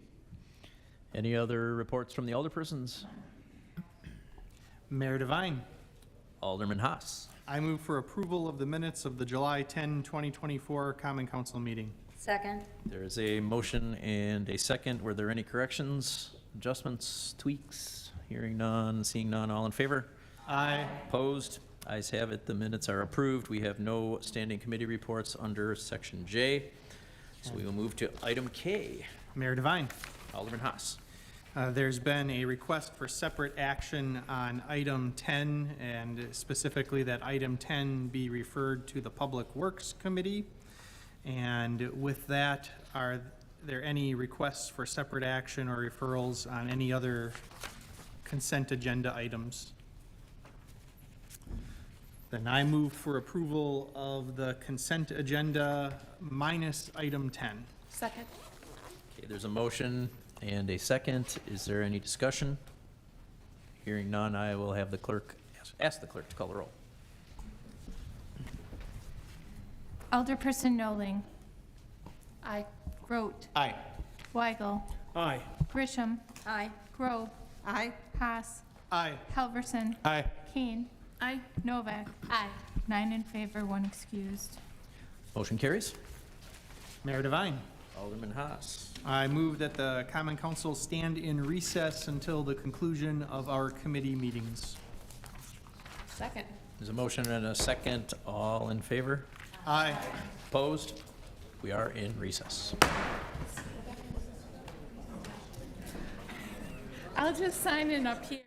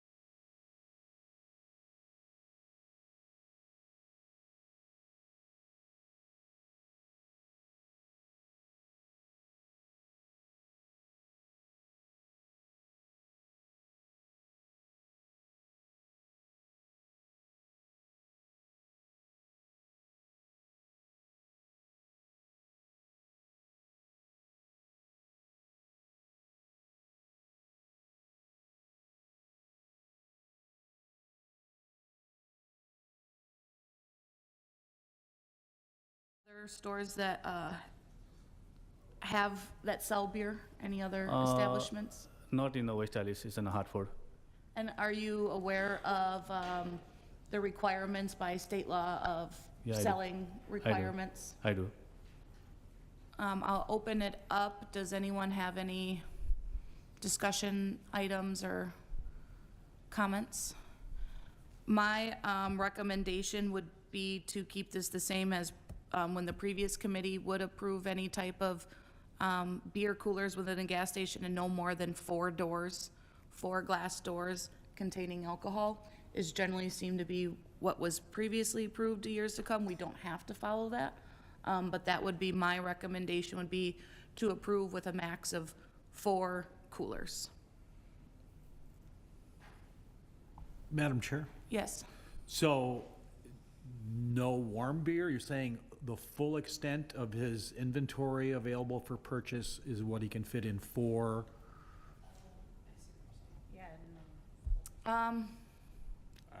Yeah. I mean, for display more, I'm thinking for, were you planning on, Yeah, just inside the cooler, because we don't keep one outside. Because I have a lot of merchandise, we don't have place, just inside the cooler. Well, if I may, because I've seen gas stations where they have just a cooler, a round cooler Right. with single-serve cans at the cash register, Yeah. so, and I don't know, no one's got an issue about proximity. There's not a lot in that area, I guess. 84th Street, there's a liquor store. Beecher Street, there's a liquor store. 76? Obviously, the bars all sell beer to go, are allowed to. I don't know if they do or not, Jock Stop's there. Yeah, so would you like to make a motion to approve with max 4 coolers as the only designated selling points? I'm gonna look to the city attorney about how we define a cooler. Coolers come in various sizes. Yes, so the specificity would have to be a little bit more than that. So we're talking about a the standing cooler that you would see that's about 3 or 4 feet wide Yeah. and floor to ceiling. So you could say a certain amount of square footage, so 4 times 8, 24 square feet of display space vertically. Everyone, So Madam that's Chair. times 4, so you're looking at 108 square feet total, right? Or was it 96 square feet total? anyone opposed to that? That seems acceptable. All right, So does- is that restricting the room temp Yeah. beer? So does someone want to make a motion with those stipulations? Motion to approve as long as it's within the proximity of the 24 square foot standing coolers. So for four of those, it'd be 96 square feet of Sorry, total vertical 96 square display feet. space, yep. Sorry, motion to approve it if it stays within the 96 square feet, only cooler space. I'll second. Any further discussion? All in favor? Aye. Aye. Any opposed? The ayes have it. You're So- approved, thank you. Thank you. Item 40, new Class B Tavern and Public Entertainment License for West Dallas DDF LLC, DBA Jimmy B, 7216 West Lincoln Avenue, agent Sally Seaburn. Actually, the applicant was Frank Orcholski, and I certainly am not Sally. But about 3 hours ago, a very lovely sounding lady told me that Frank had fallen very badly, and could I skip my 6-year-old twin grandkids' t-ball game to come here? Oh, I'm not crying. It's about their 85th game. And they're not very good. So you're, John Fuchs, Fuchs. and this will be the old Jimmy B's. It'll continue very similarly, yes. Okay, and are you buying the building or leasing? Frank Olcholski's already purchased it. He's closed on it. He's an experienced operator. I was gonna say, what experience does he have in the tavern industry? He's got to be about 50-something, and he's worked for a lot of the restaurants I've represented. That's why I wound up doing this purchase for him. I have no ownership interest. It's a sole member LLC, and I think you can tell from the application that he's got some experience. You'll notice the start and close times are tailored not just to what are the legal bar hours, but to where do you think you'll have the people. The security stuff is already in. He's pointed out that he's instructed the trash people on a daily basis in the morning to check the area. I mean, little things like that in this application should reflect he's very neighborhood conscious. And will he be the bar manager? Yes. And so This'll he'll be his tend to show, be on right. site? Frankly, what this is after working for everybody else for most of his adult life, he's going to try it himself. And being from, I know the south side, I don't know if specifically from West Allis, he was familiar with Jimmy B's, and when they aged out and it became available, he jumped at it. Madam Chair, Yes. Mr. Fuchs, I'm sorry, are you a lawyer? Oh, yes, I'm sorry. Well, I'm retired, and Yeah. so when people ask me what I do, I tell them I sold cars, so So you represent Frank? Frank, yes. Okay, and who's Sally? I have no idea. I just know she's not the lady that called me, and I apologize for that. But I think she, if I'm remembering right, she's going to be an employee. But he is the owner. He is the sole member of the LLC. Okay, because generally we have the agent in here for a conversation about their knowledge of the business, their thoughts and plans, and that kind of stuff. But you don't even know Sally. I do not, and I am sorry about that. But I think it was from talking to him. I think it was Frank's intent to do that. If he's named Sally, I apologize. Well, got to on the know. agenda, it says Sally is the agent, but apparently in the paperwork, it says Frank Madam is. Chair. Yeah, he's listing himself. I know he wants to be the agent, and he's done the server courses and all that sort of thing. He's experienced at doing it. Attorney Decker, you have your mic on. Did you wanna? Okay. He is listed as the agent. She's listed as the applicant, but he's listed as the agent. Frank is, at least on what I just pulled up. Yeah. It's his intent to be the agent, and Yeah, and I he is wasn't aware of listed the as the confusion. agent. It might just have gotten mixed up in the paperwork. And what about the living quarters? Do you know anything about that? What's gonna happen with that? There's that little apartment, like, right there, and you walk, it's like right out of the bar. I can only tell you that he's not planning on living there, and to my knowledge, at least from the closing, I don't think that's occupied currently, but When I was here like a month ago, it looked like somebody was there. and a month ago or so was the closing. Like I said, I'm Yeah. here on very short notice. If it's legal for somebody to live there, fine, but I don't know that he necessarily would want that. If you want to make that some kind of a condition, if it Well, avoids no, having to come it back. would just be a question that I would ask, because I was in the business for 40-plus years. Sometimes these apartments adjacent to bars can be a problem. If it's the owner-operator living there, it's generally not a problem, but sometimes if it's a tenant, it is, especially when it has access to the licensed premises. Again, these are get the it, kinds of but, questions that we would ask. What I will do is I'll just make sure that that question gets answered for you. I frankly, from the way he operates and manages, I would be quite surprised that he would want to And I'm sorry, continue residency. what places did he operate? He's managed, it's now called Fox's, but he managed Mad Dog, which was certainly more crowded than this, and he was the one that turned it around where Greenfield became a little more enamored with it. He's managed a place in Sullivan that's name escapes me. He's managed, co-managed the Butler Inn on and off, and I know he's worked at one other over the years. Of bartenders' licenses, and is it acceptable, Rebecca, that I call out all names since it's? Okay, so I don't have to repeat this for each individual. So with that being said, we have a notice of non-renewal for Kayla Secchi, notice of non-renewal for Chris Schutte, and a notice of non-renewal for Eliris Rios Martinez. And these are all bartender Class D operator licenses. Madam Chair. Yes? Sir, are you Chris Schutte? Yes. Okay. Okay. All right, Okay. The following Public Safety Committee members are present for this hearing. Just put it over. You're okay, you didn't know you were going to be here. Yeah, but it beats T-ball. It really does. I'm sure it does. Yeah. I'm gonna move to hold this until the next committee meeting. Do you happen to know what that date is so I can tell them? First Tuesday in September would be the next council meeting. No, September. We got the month off, girl.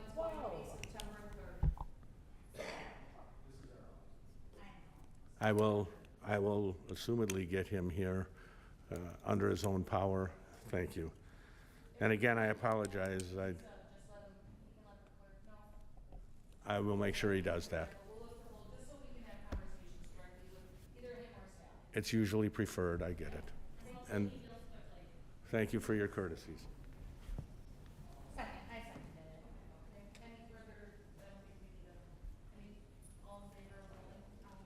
Aye. Madam Chair, just the record will reflect that it was a motion to table until September 3rd.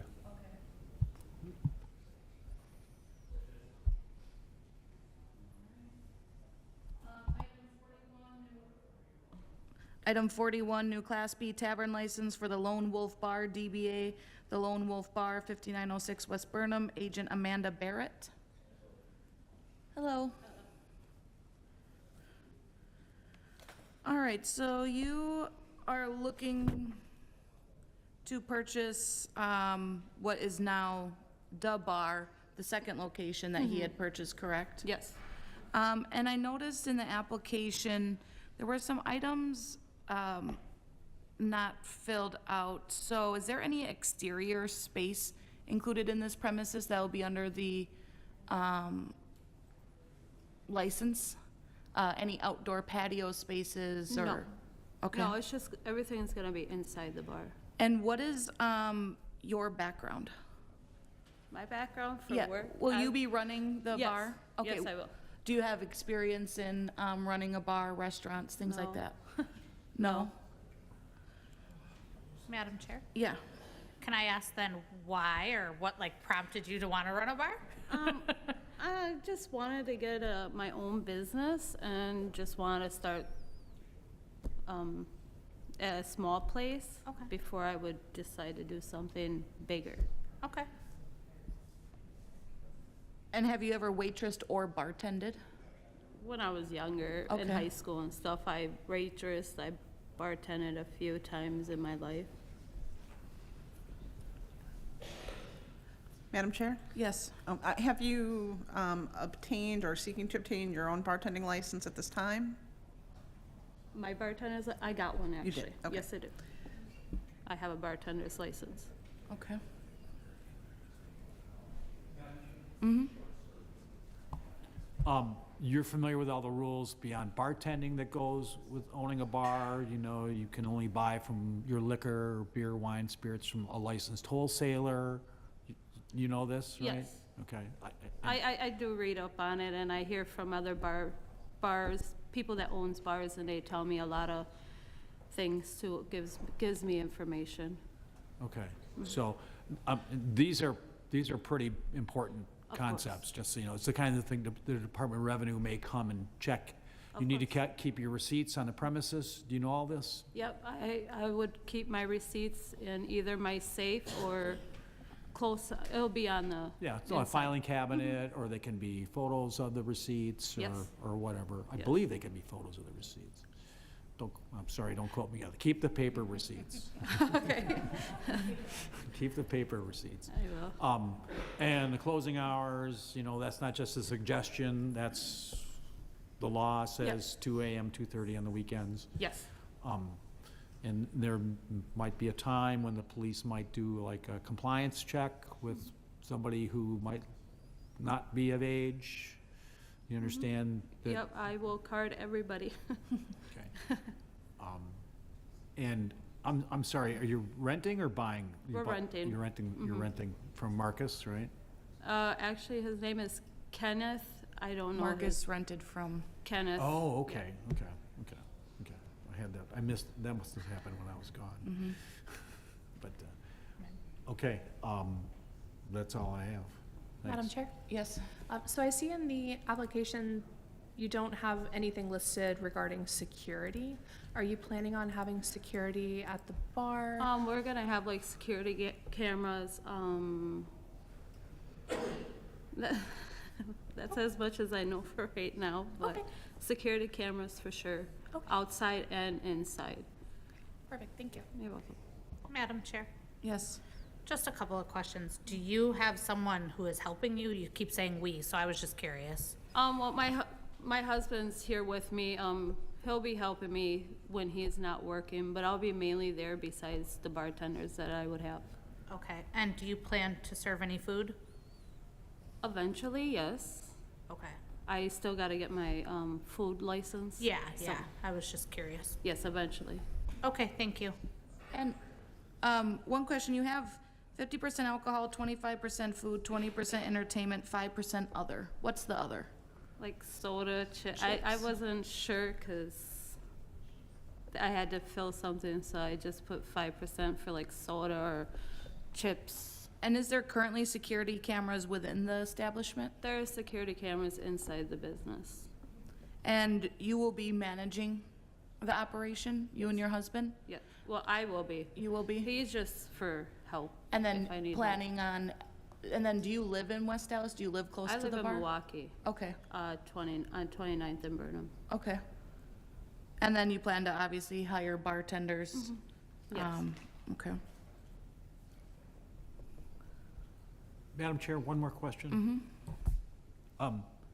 So I'm sorry, you're not gonna sell food now, but you put down 25% food on your application is what you Well, think you're gonna sell? I didn't know that I needed to fill out, for the food license right away. When I got the email to do the food license, I started doing it, but haven't finished it yet. Okay, and I don't think I was ever in there. Did they do pizza in there? Yeah, No. they did. Okay, yes. so is there a kitchen in there already now? Yeah, there's been a kitchen in there since the first time they opened, when it was Uncle Fester's. Yeah, and what kind of menu are you projecting? We were thinking about like appetizers, hamburgers, do Taco It's like Tuesdays. bar food? Yeah, Okay, okay. And still gonna do pizza? Unknown? Okay. Well, maybe. I'm just trying to wrap my head around this. It's just a little interesting that you have really kind of no experience and you're opening a Yeah. business, but I guess everybody's got to start somewhere, right? Yeah. I would, and then as we have done in the past, the hours that were approved on the application, our recommendation would be that you apply for the the state allowed hours. Okay. And that way it does allow you, should there be a Packer game overseas that starts at 7 a.m., and you want to open for that, this way it allows you to operate within the state allowed regulations. We don't recommend or not encouraging you to be open from 6 a.m. to 2:30, but if you have your hours as 10 a.m., that means no matter what's happening, St. Patrick's Day, an early game, the Olympics, you cannot open before 10 a.m. I understand that. So our recommendation is generally that you apply for the state hours. So should you have an event that you might want to open for, you can legally do so. Okay. Does anyone have anything else? Does anyone want to make a motion?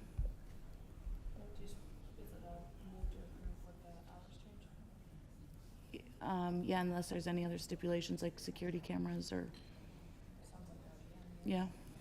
I'd like to move to approve with the note that we are going to change the hours of operation on the permit to 6 a.m.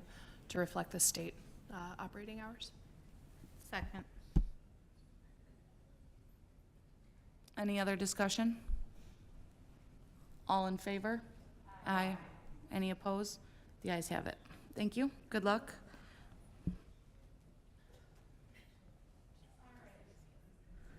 Item 42, new Class B tavern license for DHV Enterprises LLC, DBA Redwood Inn, 7534 West Beloit Road, agent Melissa Schruby.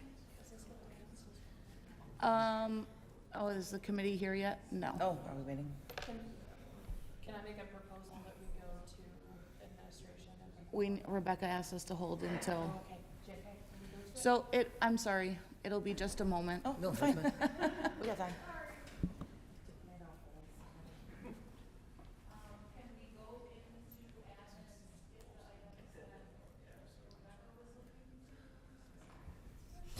Did you want to handle items 43 and 44? I didn't see those down there. Okay, public hearing items, number 43. Conditional use permit for Precision Auto Body, MKE, a proposed light motor vehicle service use at 1649 South 83rd. Move approval. Second. Any discussion? Is Steve here? I think he's in the hallway. Steve? Guy at the gun's gonna get him.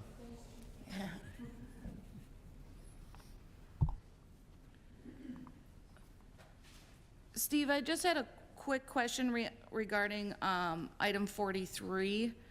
There was, we know that there's been issues with reports of vehicles being left overnight due to other businesses that are in that vicinity.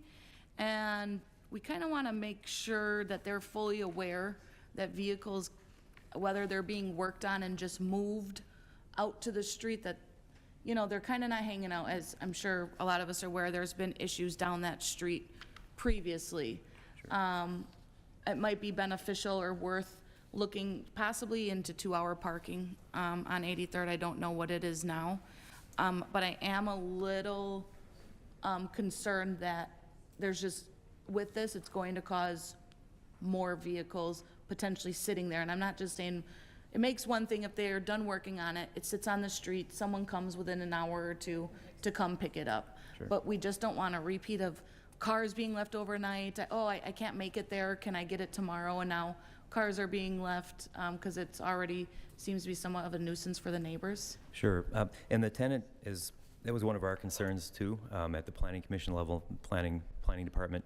And the tenant has indicated that they will not be leaving cars in the street overnight. Anything that stays overnight within that shop is going to be kept either in that parking lot. More likely, though, it'll be kept internally within the building. They do have internal storage within the building for the workflow that they do throughout the day. Customers may come early on in the morning or throughout the day to drop off a vehicle, but they're quickly met with a person from the business to come out, greet them, do an estimate, and then they move the car internally within the building or to the parking lot behind. Gotcha. Yep. Any other discussion items on number 43? And there was a motion and a second. All in favor? Aye. Ayes have it. Number 44, conditional use permit for Sugar Studio LLC, a proposed foods production use at 2201 South 84th. Move approve. Second. Okay. Any further discussion? All in favor? Aye. Ayes have it. We will be holding number 42 for right now. And Alderman Weigel, I know,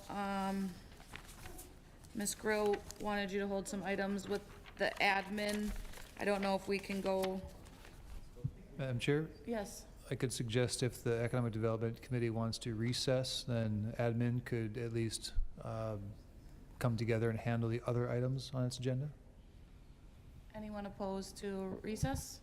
All right, economic development will be in recess. I'm not sure which items the She wants. city administrator was.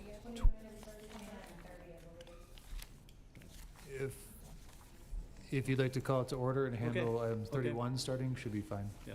I'll call the administration committee to order. I see all 5 members are present. We're gonna work on item number 31, which is a resolution authorizing the issuance and sale of, and I think did everybody get the copy that the city attorney sent out? Yes. It is not $26,850,000, it's $26,515,000 in general obligation promissory notes, 2024-A. Do I have a- Motion to approve with the amount amended. And is there a second? Second. Is there any further discussion? All in favor? Aye. Aye. Any opposed? Item 31 is adopted. Item number 32 is a resolution authorizing the issuance and sale of $2 million general obligation promissory note to the state Wisconsin related related to the Ready for Reuse program. Motion to approve. Second. Is there any discussion? Does Patrick want to fill us in? Could you just fill us in a little bit here, Patrick? Patrick Schloss is here.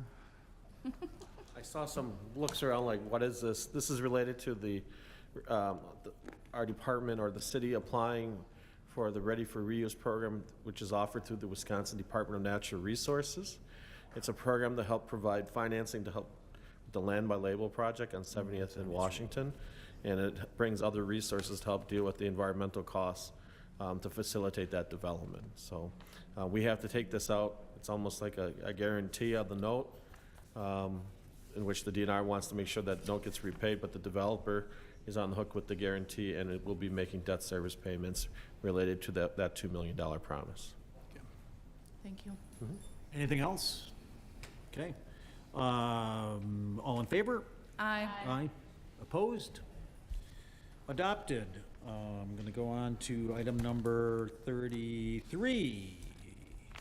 33 is a resolution to authorize the construction of individual dormitories and offices within Fire Station 61 and 62 for a total of $715,330. I am going to make a motion to divide this into two parts. The first part is a resolution to authorize the construction of individual dorms within Station 61 and 62 for a total sum of $650,000.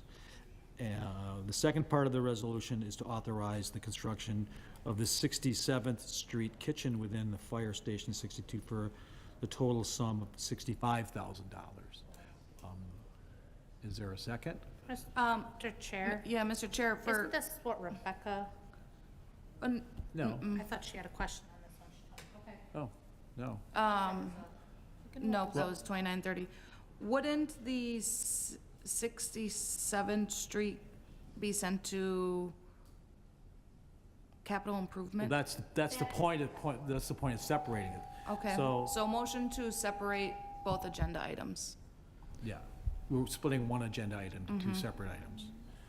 So, Mr. Chair? if I could have a second on my motion?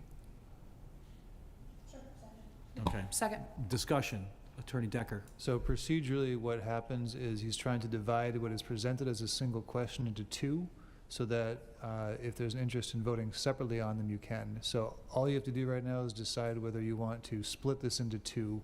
The motion on the table is not debatable, so you just go immediately to a vote to be separated out. And just to be clear, it'd be to separate out for $650,062 is what I've got. And then $65,268 for the kitchen at Fire Station 62. So if the committee is willing to separate those into two, then that's all the aye vote right now would do. And then you'd separately vote on each resolution as it is divided. Thank you. Okay, so on All the in separation. favor? Aye. Aye, it's separated.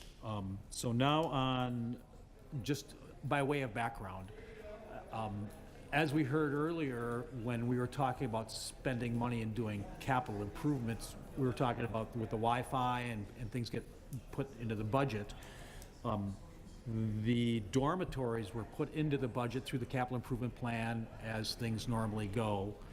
But apparently the, what's being called the street kitchen was not in part of that plan. Now, the capital improvement plan, I believe, they're meeting next month. So, and it can be brought up there to be dealt with, but that's the process through which these things would normally go.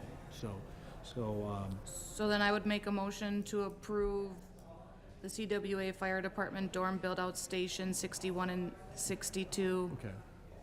For the amount listed. And is there a second? Okay. And on discussion, if you get, we talk about dormitories. Okay. On the dormitories, these are actually kind of like individual bedrooms, if you've been to the fire stations yet, and they're used by multiple firefighters on duty, okay? So it's not like we're building a bunch of college dorms. Right. okay? These are just kind of like individual bedrooms. I believe there's 10 at the station. And they're needed, just needs to They're go through needed. the proper Yeah, committee yeah, to get yeah, there. Yeah, so we'll get there, but this is the process by which it should be going, so.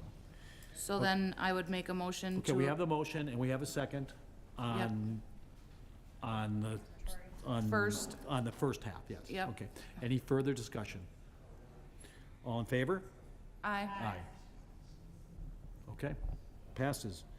And on the second, about doing the other work, which did not go through the process yet. Motion to approve to refer to Capital Improvement Committee. Okay. Is there a second? Okay. Any further discussion? Okay, so we're sending that to the Capital Improvement Committee. Well, the fire department can take it to the Capital Improvement Committee if they choose to, so. The chair could just call a vote on that? Yeah, okay. And all in favor? Aye. Aye. Opposed? Back to the Capital Improvement Committee. Mr. Chair, could we recess to go back to economic development and then we can Now that we're ready? finish? Okay, yes. 29, Any objection to recessing? 30 and the 34? Administration Committee right now? Okay. Do I have a motion to go into recess? Motion to go into recess? Second? Okay, all in favor? Aye. We're in recess. All right. Economic Development Committee is back in order, and we're going to be talking about item number 42, new Class B tavern license for DHV Enterprises LLC, DBA Redwood Inn, 7534 West Beloit Road, agent Melissa Shruby. We've, I think, heard, clearly you speak, we've heard the citizens speak. I mean, before we do a motion, is there any discussion items that would like to be brought up first? I would. Madam Chair. Yes. Thank you, sorry. I'm still learning that one. So, I think everybody knows that I've done extensive research on this, on the potential license for this building. I have submitted everything that's been given to me from every neighbor, everybody to the council. I understand there is strong opposition here by the neighbors. Through the time and research that I've put in, I do believe that these current owners have done everything they can to show that they can run a respectable business there as a bar. I understand that from what I've been told by a question, I believe Mayor Dan had confirmed this today, that they do run another establishment in our city. And that establishment, from what I have been told, has had only three police calls in the 6 years that it's been operating there, which is rather good.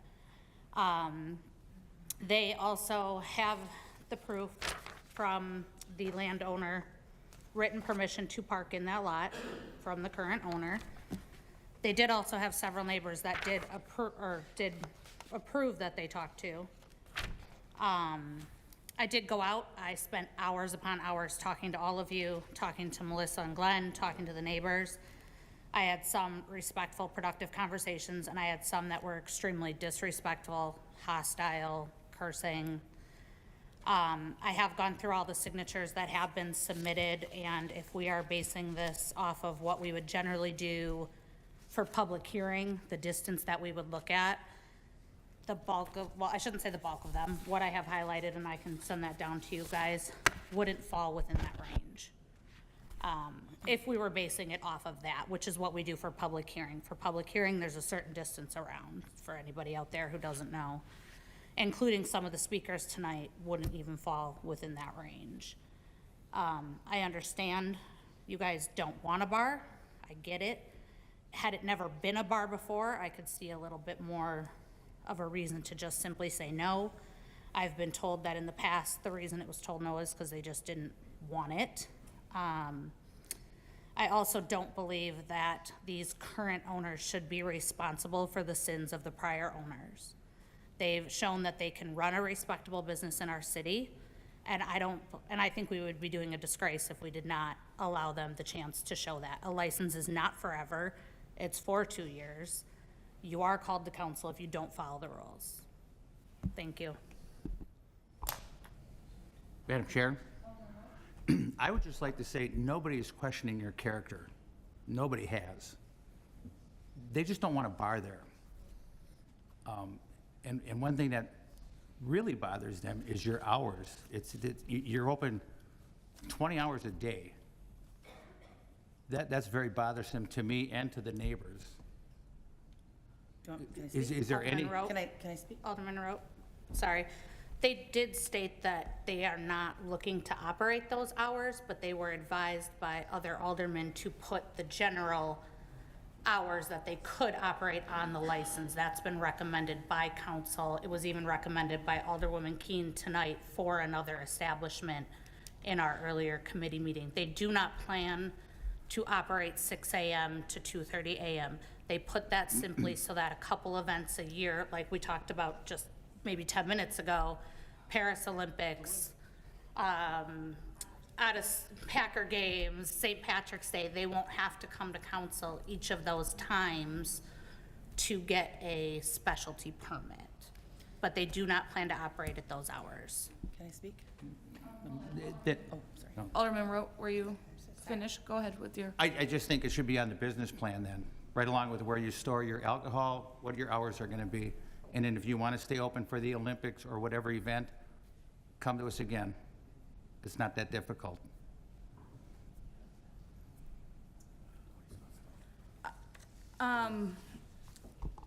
Obviously, we hear both sides of it. One thing I did keep hearing was the parking. Just remember, streets are for everybody, regardless of where you live. The streets are for everyone, regardless if they live on your block, regardless if they don't live on your block. The streets are meant for everyone to utilize and to park on. Businesses are meant for everyone to utilize and to visit, regardless if they are your neighbor or not. We want to be an inclusive city. We should not be concerned that people visit a business aren't a neighbor or aren't from West Dallas. I don't think we want to be perceived as that city. And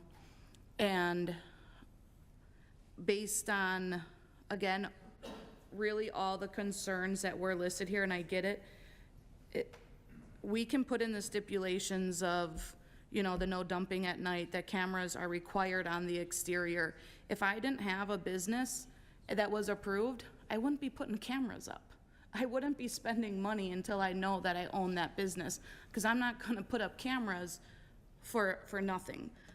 So we can put in that there would be no dumping at night, cameras interior and exterior, that there's no access to the tavern from the alley, doors remained closed while any music is playing, so it does not disturb neighbors regardless of if it's nice out or not. Obviously, to be mindful of people leaving with any open intoxicants, bottles. We know that anytime there is a bar industry, the citizens were absolutely correct that you cannot determine every person's behavior, but you can't determine any person's behavior that walks out of a gas station and choose to act like a jerk. You can't help anyone's behavior that walks out of here and decides to act like a jerk. So we can't predict people's behavior on whether or not someone should be allowed a license, especially when it didn't happen already. So my personal recommendation would be to approve this license with the stipulations of cameras on interior and exterior, no access to the tavern from the alley, obviously the door remain closed while any music is on, and that's where I would stand on that. I would second that motion. Yes. And I just, I obviously would want to see you guys be given a chance. I don't want to stifle any kind of business who hasn't shown itself to be irresponsible at this time. I also want to give a shout out to our city services and our police, that I feel that code enforcement and the police can really keep an eye on you guys, and that if there's any disturbances, it's going to be brought to our attention. I'm sure neighbors will let us know if it's a problem. I trust in our city employees and the job that they do to keep our bars and establishments honest. And we got to keep that trust in them. Madam Chair, I would also like to state that if the license is approved, I would hope that going forward, obviously, if there is a major issue, reach out. We will address it. If there's issues, you can reach out to police. But I would hope that going forward, if it is approved, everybody can try to be respectful, work together, because all we want is what's best for the community. And we want the community to have successful businesses. Madam Chair, I have a question for the Shrubies. So what are your intended hours? I mean, yes, and I started this when I was on the committee. I recommend people put in the maximum legal hours because the Olympics can be in London or Paris, and you might want to open at 6 a.m. on St. Patrick's Day. Well, we already have a bar that opens at 6 a.m., and the reason it opens at 6 a.m. is because it's always been a bar that opened at 6 a.m. So the neighbors do not have to be concerned. We have no interest in having another 6 a.m. deal. I mean, that's a lot, okay? 20 hours a day is a lot. Our bar also, the one that we have right now, isn't open 24 hours, or 20 hours a day. You know, Mondays are slow, we'll close at 9. I understand that. So I'm we asking don't- about this location. Oh, What are I'm your not even- intended hours? I'm not even 100% sure. I mean, I don't want to lock myself into something then be a liar. It might be 9, you know, it might be 10, it might be a weekend, it might be 8. I don't know. I'm not sure of what my hours would be, but I definitely do not want to have the neighbors disturbed. I don't want a bar at 6 or 7. I live next door, okay? Yeah, we know. Yeah, I live next door, so I don't also want that. I mean, I'm thinking somewhere around 10. Okay, so this is a tough one for me because I don't blame the address for the problems that were there with the last 2 or 3 operators, as it's been stated. The last 2 operators were a problem. No, just so Sir Gregor and then Christine. Sir Gregor okay. and then Christine. And the last one it was a bad situation that we found out later. But as was brought up, we've relicensed locations where fatalities have happened, okay? But the thing is, in that case, the neighbors didn't come out. You know, the neighbors didn't come and tell us what their concerns with, heartfelt concerns, you know. I'm not, you know, I was in the business, and I know what can happen, and I don't want to stand in the way of business. But with the support, I mean, what the neighbors are, you hear what the neighbors, they're going to be watching you if it gets approved, okay? We expect that. Yeah, yeah, so. They watch us now. And We respect. We are very Not just respectful. expected, I respect that. And I hope, I hope that can't- you guys are the turnaround operators that take a place that was a problem and make it into something Yes. the neighbors embrace, if you get approved. Of Okay. course. Why would I want to sink all my time, effort, and money into a place so it can be a dive? You know, I have no idea if you know what the inside looks like before. You are going to be very surprised when you see it now. We don't want a bad place. We want a neighborhood bar. We want that's what we have at the other place. The neighbors, the people know each other for 30 years. They come in. This is what we want. We want someplace people can come in, have a couple drinks, watch a Packer game. You know, I don't know why we're perceived to just have this trashy dive. Yeah, I don't place. think people perceive you as that. Well, But you heard the problems that they've had. Once bitten, twice shy. I understand that, but, you know, I didn't bite them. Yeah. No. No. Again, this is I'm, you know, 6 and 1/2 of the dozen there. That's why I'm glad we had the neighbors come out and speak today. But the way I look at it, we live in a representative democracy, you know, and we represent everybody here in the room. And, Sure. and unfortunately, I think honestly, you know, I think you're gonna have a tough time. I think you're gonna have to, your P's and Q's are gonna be watched and every I dotted and T crossed every day, even when you're not open, you know. You know, their neighbors are gonna be Sorry, what do very you mean, watchful. when we're not open? Well, My if something personal happens life on should the have nothing property, to do with this you know. bar. My personal life should not be included at all. Well, homeless in any way, guys- shape, or form with this bar when it's closed. A homeless person sleeping on your front step when you're closed at 5 Garbage a.m. around, it's not your Yeah. personal, it's just. Yeah, garbage blows down Beloit Road, ends up on your front lawn. We clean the block on 68th Street so that way people don't think it's us. We clean other people's Yeah, street. I'm- I mean, yeah. we're respectful. So. It's just frustrating. So back to the hours.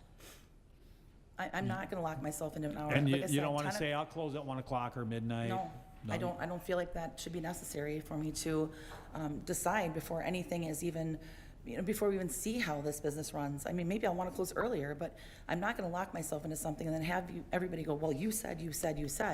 We're not even, we haven't even bought our coolers yet because, we're not sure exactly what's going to go on tonight. Well, if you did say, I'm going to agree to 9 a.m. to midnight, and you wanted to make a change, you could come back I'm and not gonna do that. petition us to change that. I'm not going to do that. I don't think that's fair to have me decide to stifle my business on a Saturday right now in front of you today and then have to come back and then renegotiate hours. I don't think that's fair. I didn't see anybody else have to do that.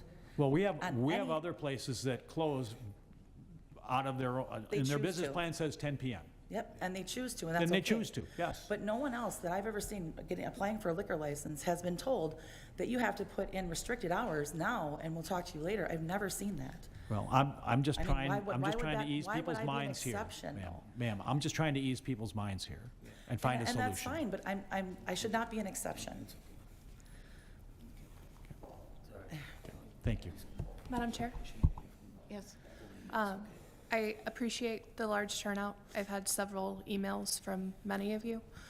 I want to validate that as a neighbor, it must be incredibly frustrating to have this conversation for the third time.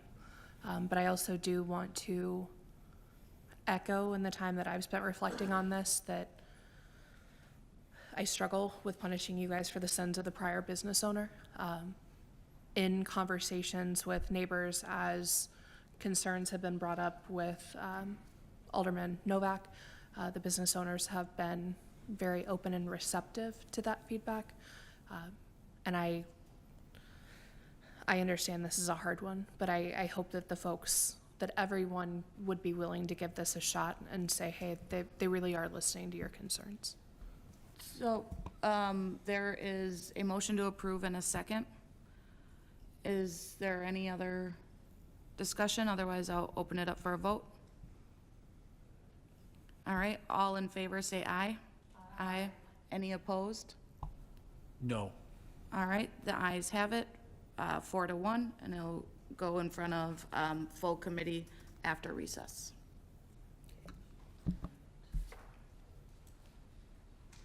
Is there anything else to come before the Economic and Development Committee? Is there a motion to adjourn? So moved. Second. All in favor? Aye. The ayes have it.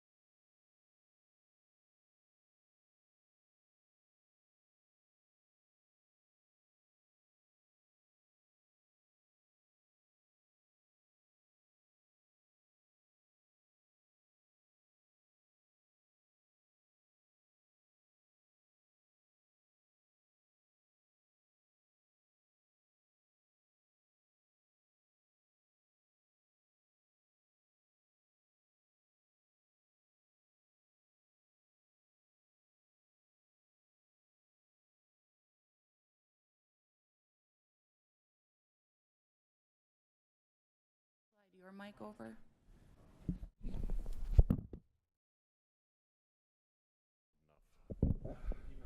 All right. Okay, so the hub is the HRIS system. There's spokes off of that, one of which is the Ben admin system. Another is payroll and timekeeping. So this is a multi-phase project. What's before you tonight is the first phase of that, which is Ben admin system. We're going to replace our current system. We've been with them for a number of years. The functionality in the marketplace has surpassed what we have now. We actually think that given that functionality, we can actually kind of retire not only our current Ben admin system, but another system and combine that fund and essentially get a highly functioning system that would automate a lot of our processes and really save us a lot of admin time. Actually, the the self-service functionality of that would improve. It'd be an improved open enrollment platform for employees. So overall, it'd be a cost savings to the city. It would modernize our system, and it'd be the first kind of critical phase. The reason why we're bringing that forward now is because our open enrollment is mid-January. Our Ben admin year starts March 1, so you got to work backwards to have everything in place by December 1. And so that's why we need to get rolling now, because it's going to be probably a 90 to 120 day build out for that to transfer the data. And so that's what's before you. We've gone through the vetting process. We're down to really a leading contender. We're in the process now of kind of vetting the references to see how others have experienced the software, and we hope to move here during the month of August on it before you guys reconvene, so we wanted to move tonight. I would make a motion to approve. Is there any further discussion or questions? All in favor? Aye. Anyone opposed? Resolution is adopted. Now, item number 30. Okay. A resolution to amend policies and procedures related to city employees and retiree benefits. So this resolution is related to item 29. As Richard mentioned, we're going to be working into getting new different software solutions for our HRIS system. So one of the things that we wanted to do, that we need to do before we move forward with this, is make things more simple before we start programming with the software engineers. So that's why we're coming before you with this benefit transition plan tonight. So we currently have a number of different plans available for employees depending upon when they were hired, when they retire, and different things. So this includes sick leave, vacation time, whether they're eligible for pre or post Medicare retiree health care. And so the ones that are listed here are just the general employees. We also have additional plans for the represented, our police and fire unions too. So we're looking at reducing the number of variables that we have. And Richard went into the need for this previously. So this affects people that are currently not in our total benefit package. So in 2017, we put together a plan that we went from having vacation and sick time to a PTO system, and also we went to changing retiree health care so that people would just be eligible until their Medicare age. And at that point, we allowed people to decide, current employees to decide if they wanted to be part of that. And then all new employees hired after November 1st, 2018 are part of the total benefit package.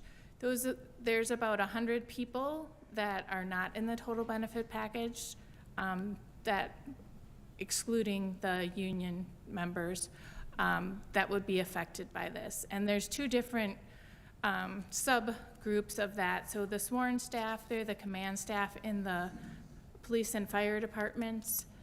They're non-represented. And so their decision is whether they want to participate completely in our total benefit package, and I'll get into more details about what this exactly is, or just remain in what the union has, including their time off and health care. And for a general employee, we're asking that all of the employees that are not participating currently in the total benefit package move to that as of January 1st for everything but the health and dental. And then they would choose between the total benefit package, health and dental, or the union policy 1413. So the timeline is today, it's being considered by the council, and then if we move forward, the employees would have to make a decision by November 1st, and then the time off would be effective January 1st, and the health care would be March 1st, because our health plan year actually starts March 1st, not January 1st like most others. Part of the total benefit package includes tuition reimbursement, funeral leave, and all of these different policies that are listed. So these policies are no longer needed separately. So we're asking that these be repealed and replaced by the total benefit package for everyone. There will be some minor changes to tuition benefits for existing participants, and then also time off policies. They're listed here. I did have the opportunity to meet with the majority of employees and go over this before today. These are just some highlights of the differences between the total benefit package and our legacy plan. So the bereavement leave we have in the total benefit package, it's different than funeral leave. Funeral leave is limited to just having time off surrounding a funeral. And this bereavement leave allows you to take off time up to 6 months after the death.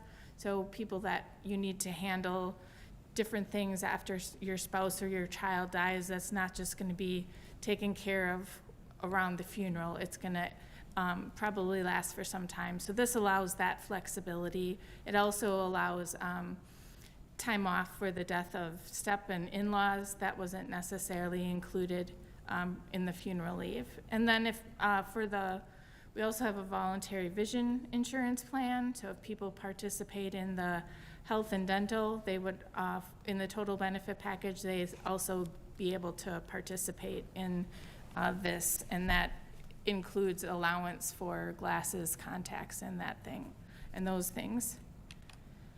So this is the time off portion that's part of the total benefit package.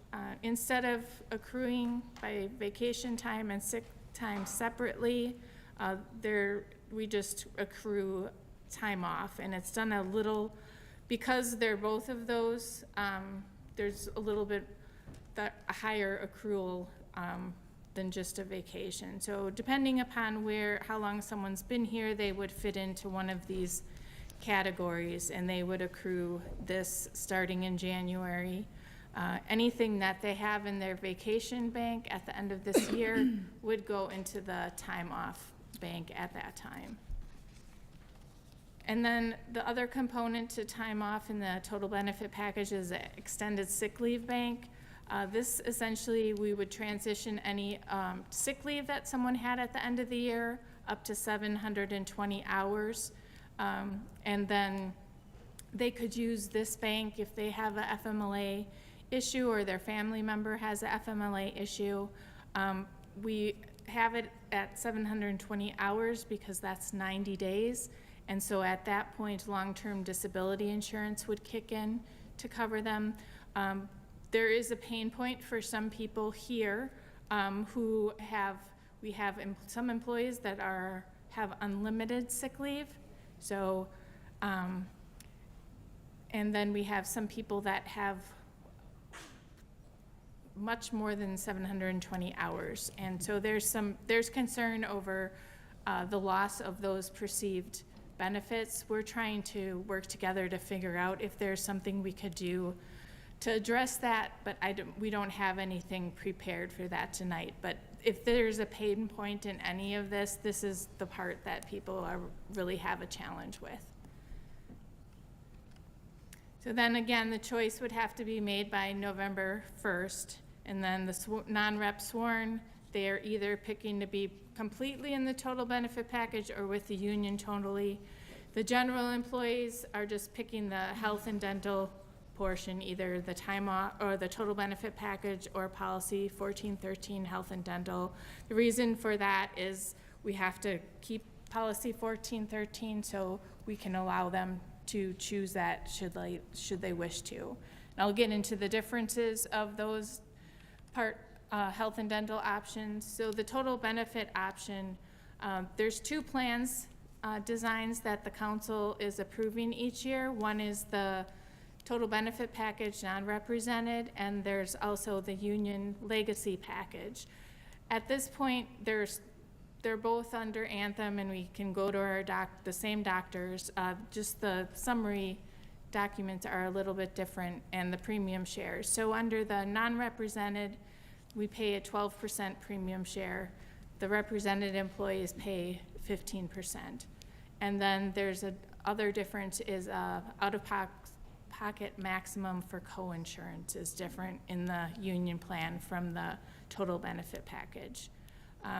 Under the total benefit package, you do not have post-65 or Medicare coverage from the city.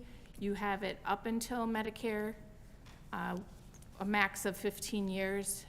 Most employees can't retire 15 years before they're 65, but police and fire can. So that's why the 15 years is there.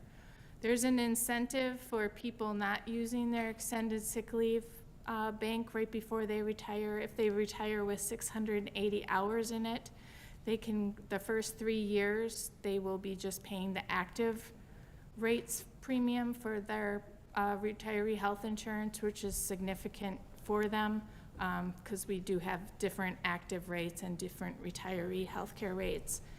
And then after those first 36 months, then they would either pay 20% of the premium or 35% of the premium, depending upon whether they were previously eligible for the post-65 Medicare. And then I went into the represented or legacy health and dental, that's covered under policy 1413. And the summary of benefits, I explained earlier what the differences are. The big difference is if you had post-65 Medicare or health insurance, and you want to keep it, then you would stay in, you would go to the represented and legacy health and dental plan, because you would be retaining that, but you would be paying a higher premium starting March 1st, and then you would be under that plan design. People that weren't eligible previously, picking this plan doesn't make them eligible. So whatever your previous eligibility was stands. These are the differences just in a chart. The pre-Medicare rates for the represented legacy are better explained, even though it's pretty complicated. In the next slide, there's a chart here. So when someone retires, the city pays a portion of their retiree health insurance set at the date they retire, and then also the employee pays a fixed cost. Each and every year after that, if there's an increase, which there hasn't not been an increase, I think, except for 1 year when we changed our health insurance, the retiree pays 100% of that increase. So it's a set rate, but they're paying that, and that is continuing usually to go up from year to year. So this is an example of what it would look like for current retirees if they participated in the total benefit package. And you have to remember this is without the first 3 years at active level. So if somebody was on the total benefit package that was a couple retired in 2017, the cap amount that they retired under was $1,265. Our current premium is $1,918, so they're paying $779.50 a month. If they were under the total benefit package after the first 3 years at the active rate, they'd just be paying $383, or if they didn't have the post-65, they'd be paying $671.30. So there is a difference, but the biggest difference here is they're not being a long-term liability for the city because their coverage requirement ends at their Medicare age. And you can see as the time gets closer, the differences aren't as much, but because the increases are going to be going up, in a couple of years, those would be less than the premium share that they actually would be paying. So we do have people that go from represented positions in the police and fire department to non-represented positions. The plan allows them to have 30 days to decide whether they want to be part of the total benefit package or remain in the union plan.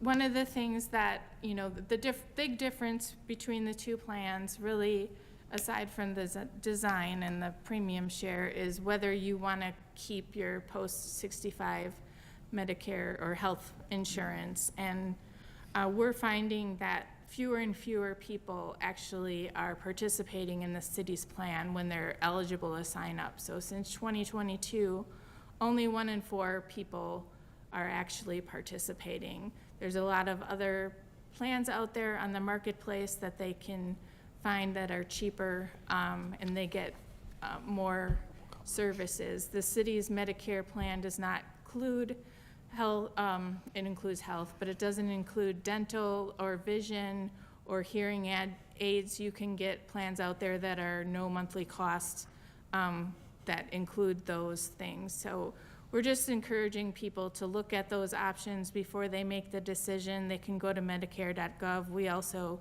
work with Allied Senior Services in West Allis to provide help deciding these things. And then this is just information that we provided for employees so they could look up to help them make their decision, should we go forward with this tonight.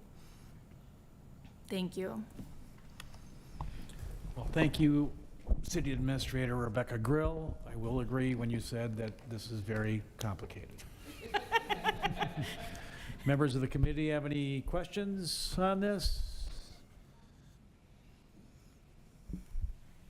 I don't see anybody. Do we have a motion to approve? Motion to approve. Second. Any further discussion? All in favor? Aye. Aye. Resolution is adopted. 34, yeah, we were so close before. Item number 34, communication regarding city live stream and meeting recording modernization. This is for discussion purposes only. I believe we had some of this earlier. No.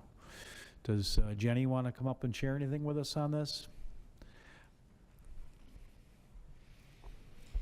Thank you, Mr. Chair. The communication just shares with everyone that as of October 1st, we will no longer be live streaming to the cable channels that we've historically live streamed public meetings to. We will be moving all of our live stream and recording content to YouTube. We did a lot of research through the League of Wisconsin Municipalities, checking with other municipalities to see how they're handling live streaming and recording, and many other cities have moved to YouTube as well. It's available to so many more people these days, and it's accessible, of course, anywhere. So it's really, an exciting opportunity to make this essential content available much more easily to the public. So we'll be moving to that as of October 1st. Okay. Thank you. Any questions? Anybody have anything to add? Discussions? Okay. I believe that does it for the Administration Committee this evening. Do we have a motion? Motion to adjourn. Is there a second? All in favor? Aye. Aye. We are adjourned. Thank you.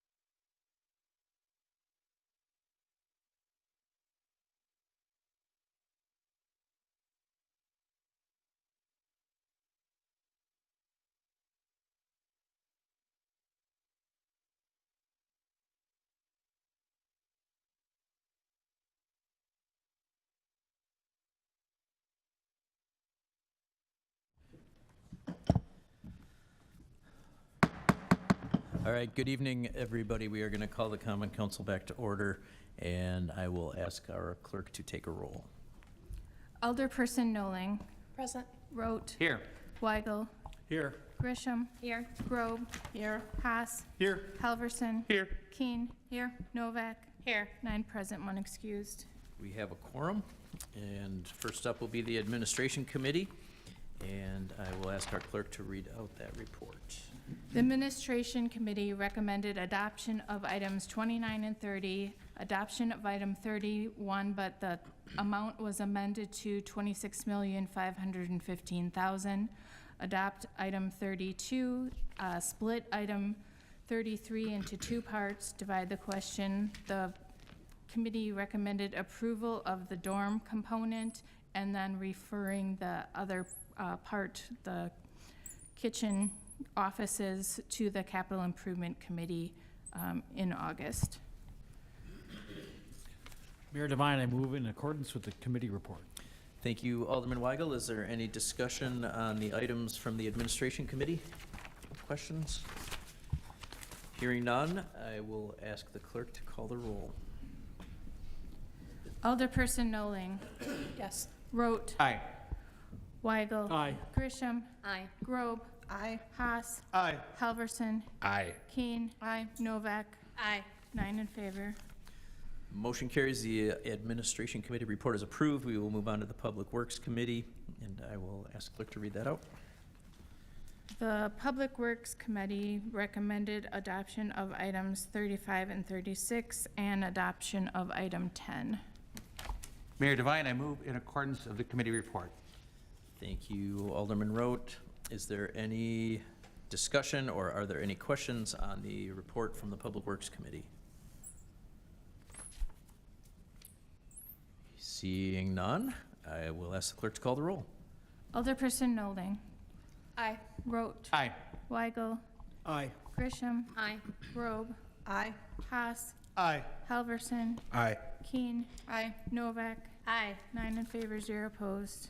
Motion carries, and the Public Works Committee report is approved, and we will move on to the Economic Development Committee, and I will ask our clerk to read out that report. The Economic Development Committee recommended adoption of item 37 and 38, granting item 39 as amended, limiting the amount of coal displayed just to 96 square feet, 4 cooler doors, no warm storage. Item 40's held 1 cycle. Item 41 is granted, but with amended hours to what the state law approves.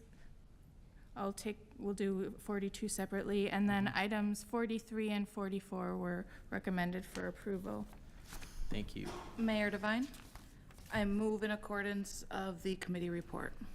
Thank you, Alderwoman Keene. Any discussion or questions on the items before us?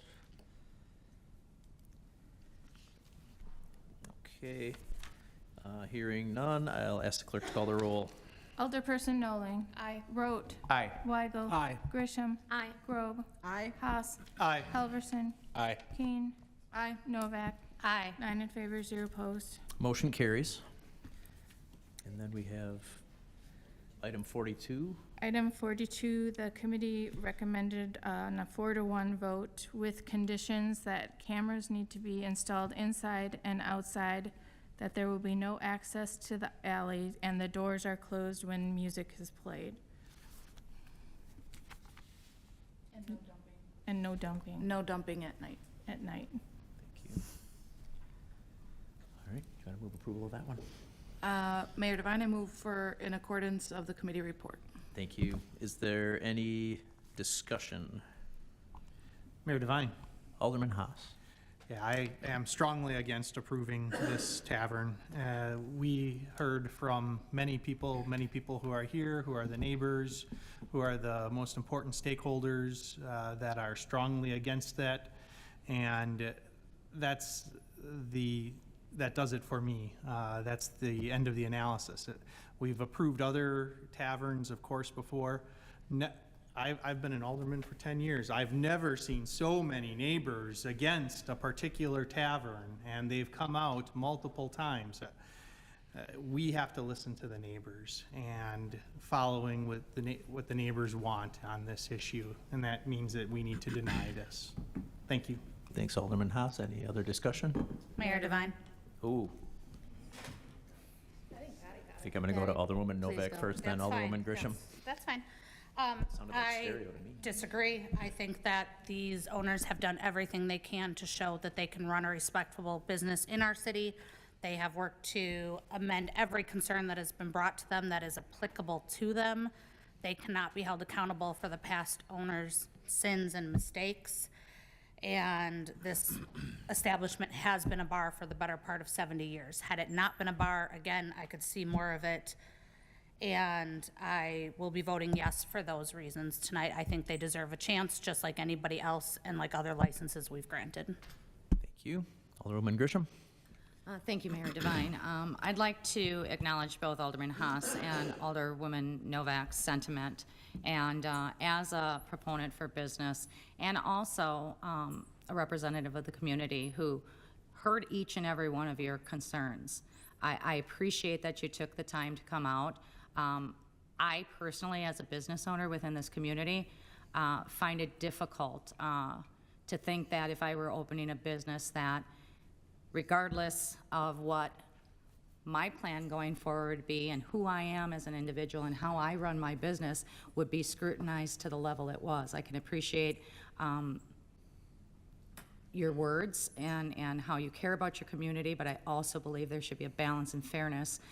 West Allis is built on a lot of different businesses, and you can say how many coffee shops there are, and I know that the alcohol factor is the biggest thing for you, and I get it, but I believe that the Shoobies deserve a chance to prove themselves. And if things don't go as they should, as any other bar, not as, and I'm going to say it, that we have 75 people that no matter what now, because you don't want it here, that you're going to make sure that at any given turn you're going to try to not make it here. And I just implore you all to try to be good neighbors. Let them be good neighbors. Let the temperature settle a little bit and try to move forward. We do have the best interests of all people in the community. It's not one over the other, and that's my stand. I'm going to vote yes. Thank you. Any other comments? Mayor Devine? Who was that? Alderwoman Grove. I'm looking down that I way. do appreciate everybody who came out to speak. I'm all about neighborhoods and neighborhood participation, but I'm also about, with all respect to Alderman Haas, about us being fair and impartial and treating each applicant the same way we would treat any other applicant and location. Since even in my time on the council, while short, we have approved places that have had issues before and given new applicants a try. With these particular applicants having run a successful business, doing all the things that they've been asked to do. And as I said during the committee meeting, my trust in our police department to watch over things and to report back to us. I want to be fair to everybody. I really love that the neighbors came out, but we as a body have to look out for not just the big group, but those who are looking to participate in our community business-wise. Thank you. Thank you very much. Any other discussion? Hearing none, I will ask the clerk to call the roll. Alderperson Noling. Aye. Rote. No. Weigel. No. Grisham. Aye. Grobe. Aye. Haas. No. Halverson. Aye. Keen. Aye. Novak. Aye. 6 in favor, 3 opposed. Motion carries. And then we'll move on to the Public Safety Committee. The Public Safety Committee recommended holding item 45, non-renewing or denying item 46 based on non-appearance and the record, granting item 46, non-renewal of item 48 based on the non-appearance and record. Mayor Devine, I move for approval of the Public Safety Committee report. Thank you, Alderwoman Grisham. Is there any discussion? Wait a minute, Mayor Devine? Yes. I might have misheard. We approved item 47, is that what you said, Madam Clerk? Yes. All right, then I shouldn't have said anything. No, I said you granted it. Or granted it? Yes. Yeah, we granted the license. Yes. No, No, we granted the they license. dismissed the non-renewal complaint and moved to grant the license. Yep, thank you. Why do I always put that one last? It's when we're all at our lowest energy. Okay, is there any discussion? Hearing none, all in favor? Aye. Any opposed? Ayes have it, motion carries. Mayor Devine. Bring it home, Alderman Haas. I move that we adjourn until our next scheduled meeting, which is September 3rd, 2024. Second. We have a motion, we have a second, all in favor? Aye. Any opposed? We are adjourned.